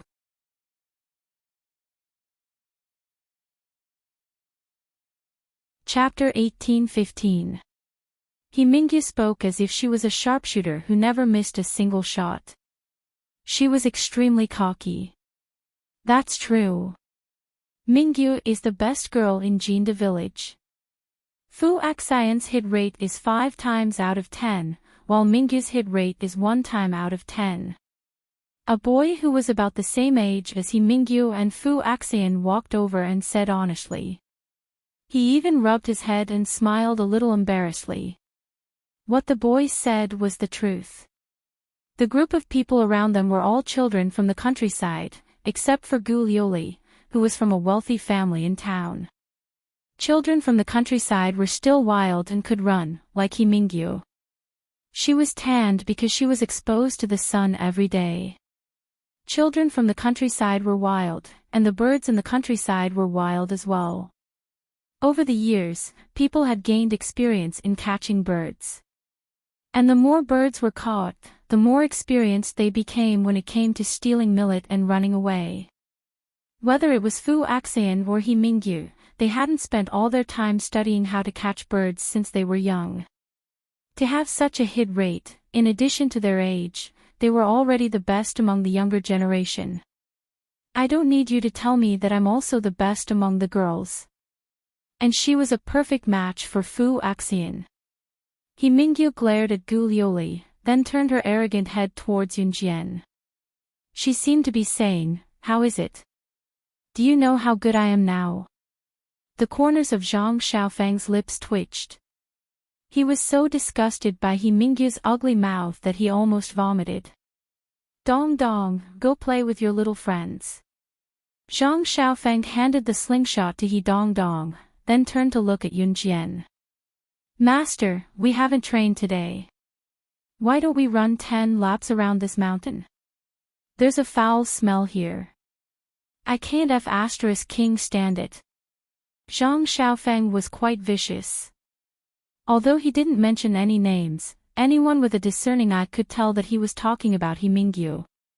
Mingyu's face instantly darkened. Mingyu suddenly rolled her eyes. She accidentally heard Zhang Xiaofang call Yunjian master, so she opened her mouth and spat at Yunjian. "Ha ha ha, what master? You're actually taking in disciples." Did he think that he was some kind of expert? Learning how to take in disciples? Ha ha ha. I'm dying of laughter. A woman from the city like you, what skills do you have to teach your disciple? I advise you to go home, take a piss, and look at yourself. When Mingyu started speaking, Ce pulled Yunjian into his arms and retreated 5 meters away from Mingyu, so that Mingyu's spit didn't hit Yunjian and Ce. When Mingyu spoke up to this point, Ce's face turned cold and he frowned. He directly interrupted Mingyu, "Don't you dare say anything bad about my woman again." Ce's words carried absolute pressure. Mingyu didn't know why, but he actually shrank back in fear and didn't dare to speak. "Go run 20 laps around the mountain. After that, I'll teach you how to use the butterfly knife." Yunjian glanced at Zhang Xiaofang and said. After learning from Yunjian for so long, Zhang Xiaofang really wanted to learn how to use the butterfly knife nimbly from Yunjian. When he heard Yunjian's words, Zhang Xiaofang widened his eyes and asked Yunjian, "Master, really? I'll run right now." After saying that, he disappeared without a trace. Tisk, he's pretty good at acting.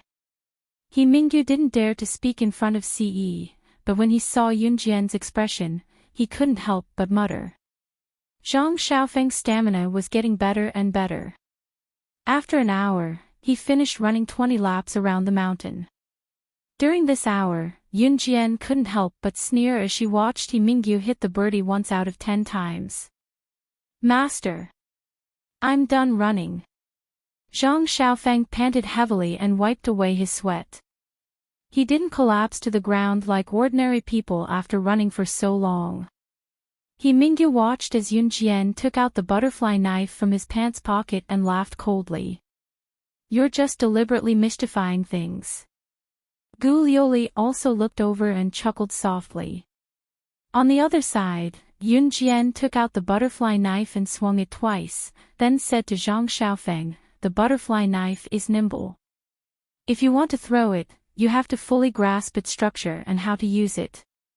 Just as she said this, Yun Jian's eyes suddenly narrowed. The people around them, including He Mingyu, Gu Liuli, and Fu Axan, were all slightly startled. They saw Yun Jian suddenly throw the butterfly knife.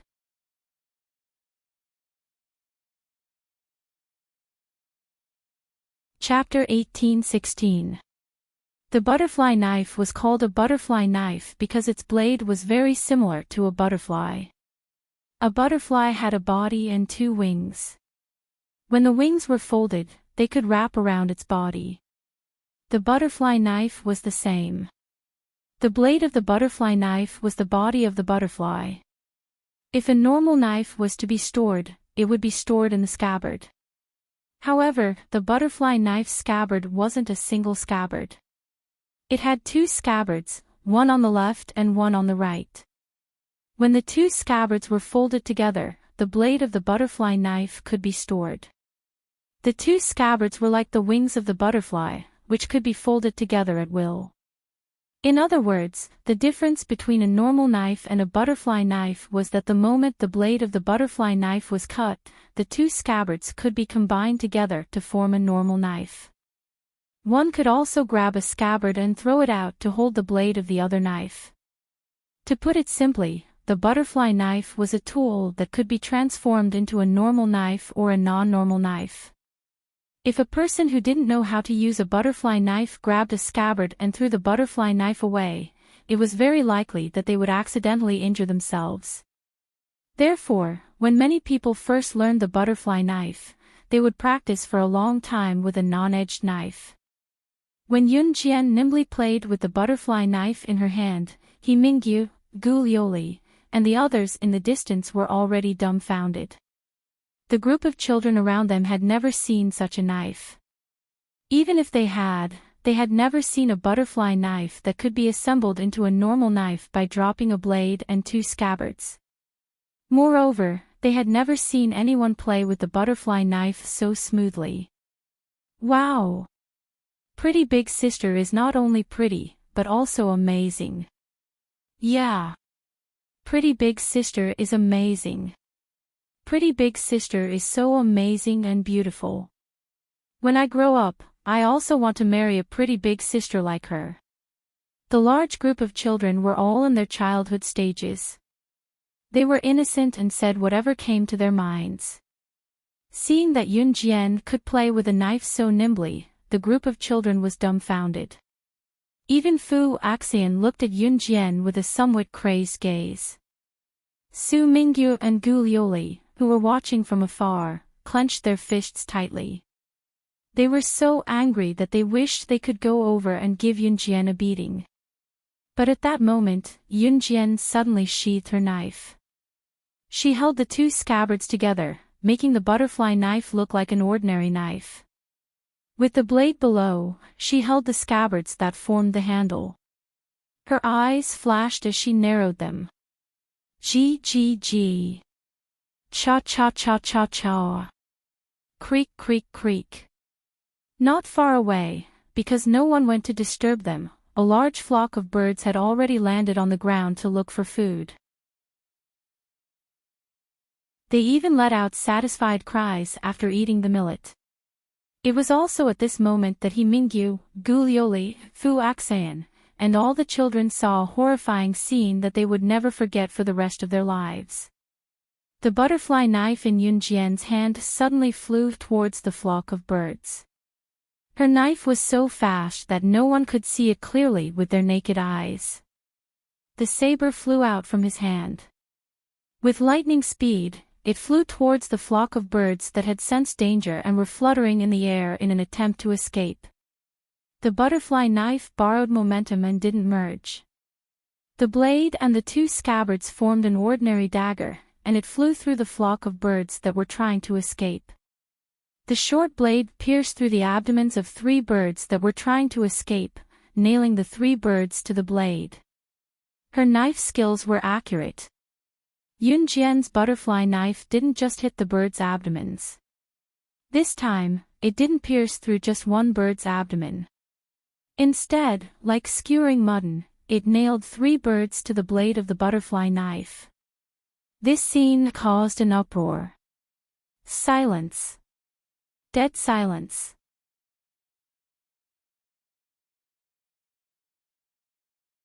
Chapter 18:17.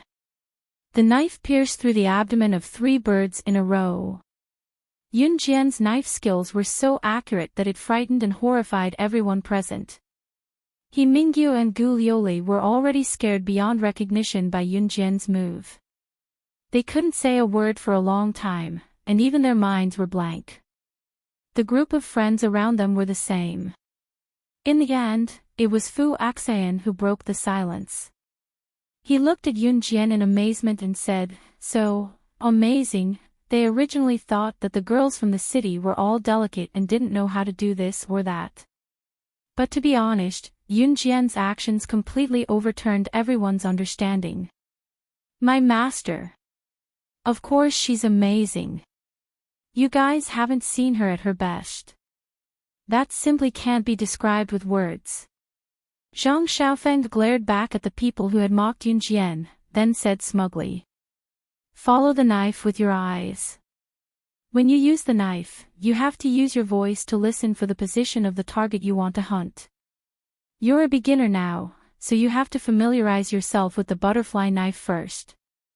When you're so familiar with it that you can use it nimbly with your eyes closed, you'll be able to do it even without using your eyes." Just as Zhang Xiaofeng finished speaking, Yun Jian's voice was immediately heard. Hearing this, Zhang Xiaofeng very seriously committed Yun Jian's words to memory.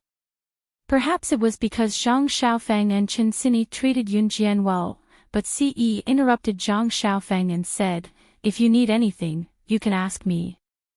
There were only a few people in the world who could receive such words from Ce. Zhang Xiaofeng naturally knew that this grandmaster of his was a very mysterious person. For him to say such words, it was clear that he treated him well. Zhang Xiaofeng was about to call him Big Brother Ce, but he unconsciously called him by the wrong name. Zhang Xiaofeng very emotionally shouted to Ce, "Thank you, Grandmaster."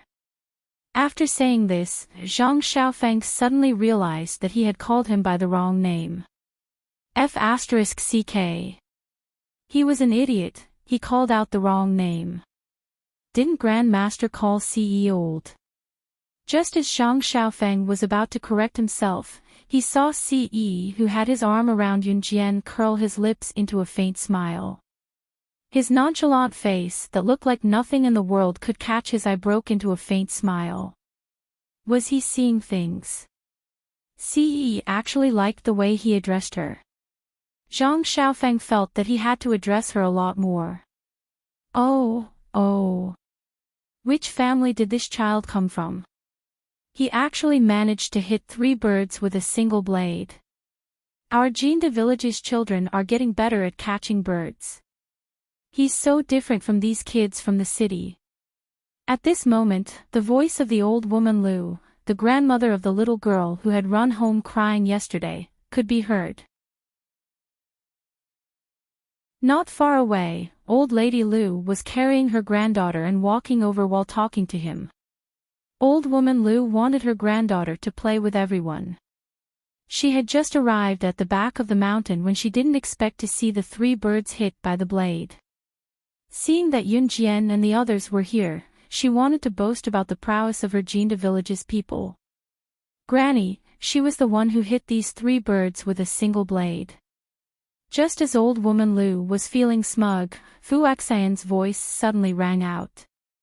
He pointed at Yun Jian, who was not far away. Hearing this, old woman Lu's expression immediately froze. What? She was the one who had thrown out the dagger of the 3 little birds. Wasn't she just a useless little girl from the city? How could she have such an ability? Just as old woman Lu was holding her granddaughter in shock, Yun Jian and Ce suddenly felt that something was amiss around them. In the next second, she exchanged glances with Ce and walked towards the back of the mountain. Hey, where are you guys going? Seeing this, Fu Axeon, He Mingyu, Gu Lioli, and the others were all stunned. Then, they followed Yun Jian and Ce's footsteps. Because Chen Sini was there, Zhang Xiaofeng was suspicious and didn't follow. After walking for about 5 minutes towards the back of the mountain, Yun Jian suddenly gestured to the group of people behind her. He Mingyu originally wanted to curse at Yun Jian. What are you trying to do now? But for some reason, when Yun Jian gestured, she didn't immediately react and was about to speak.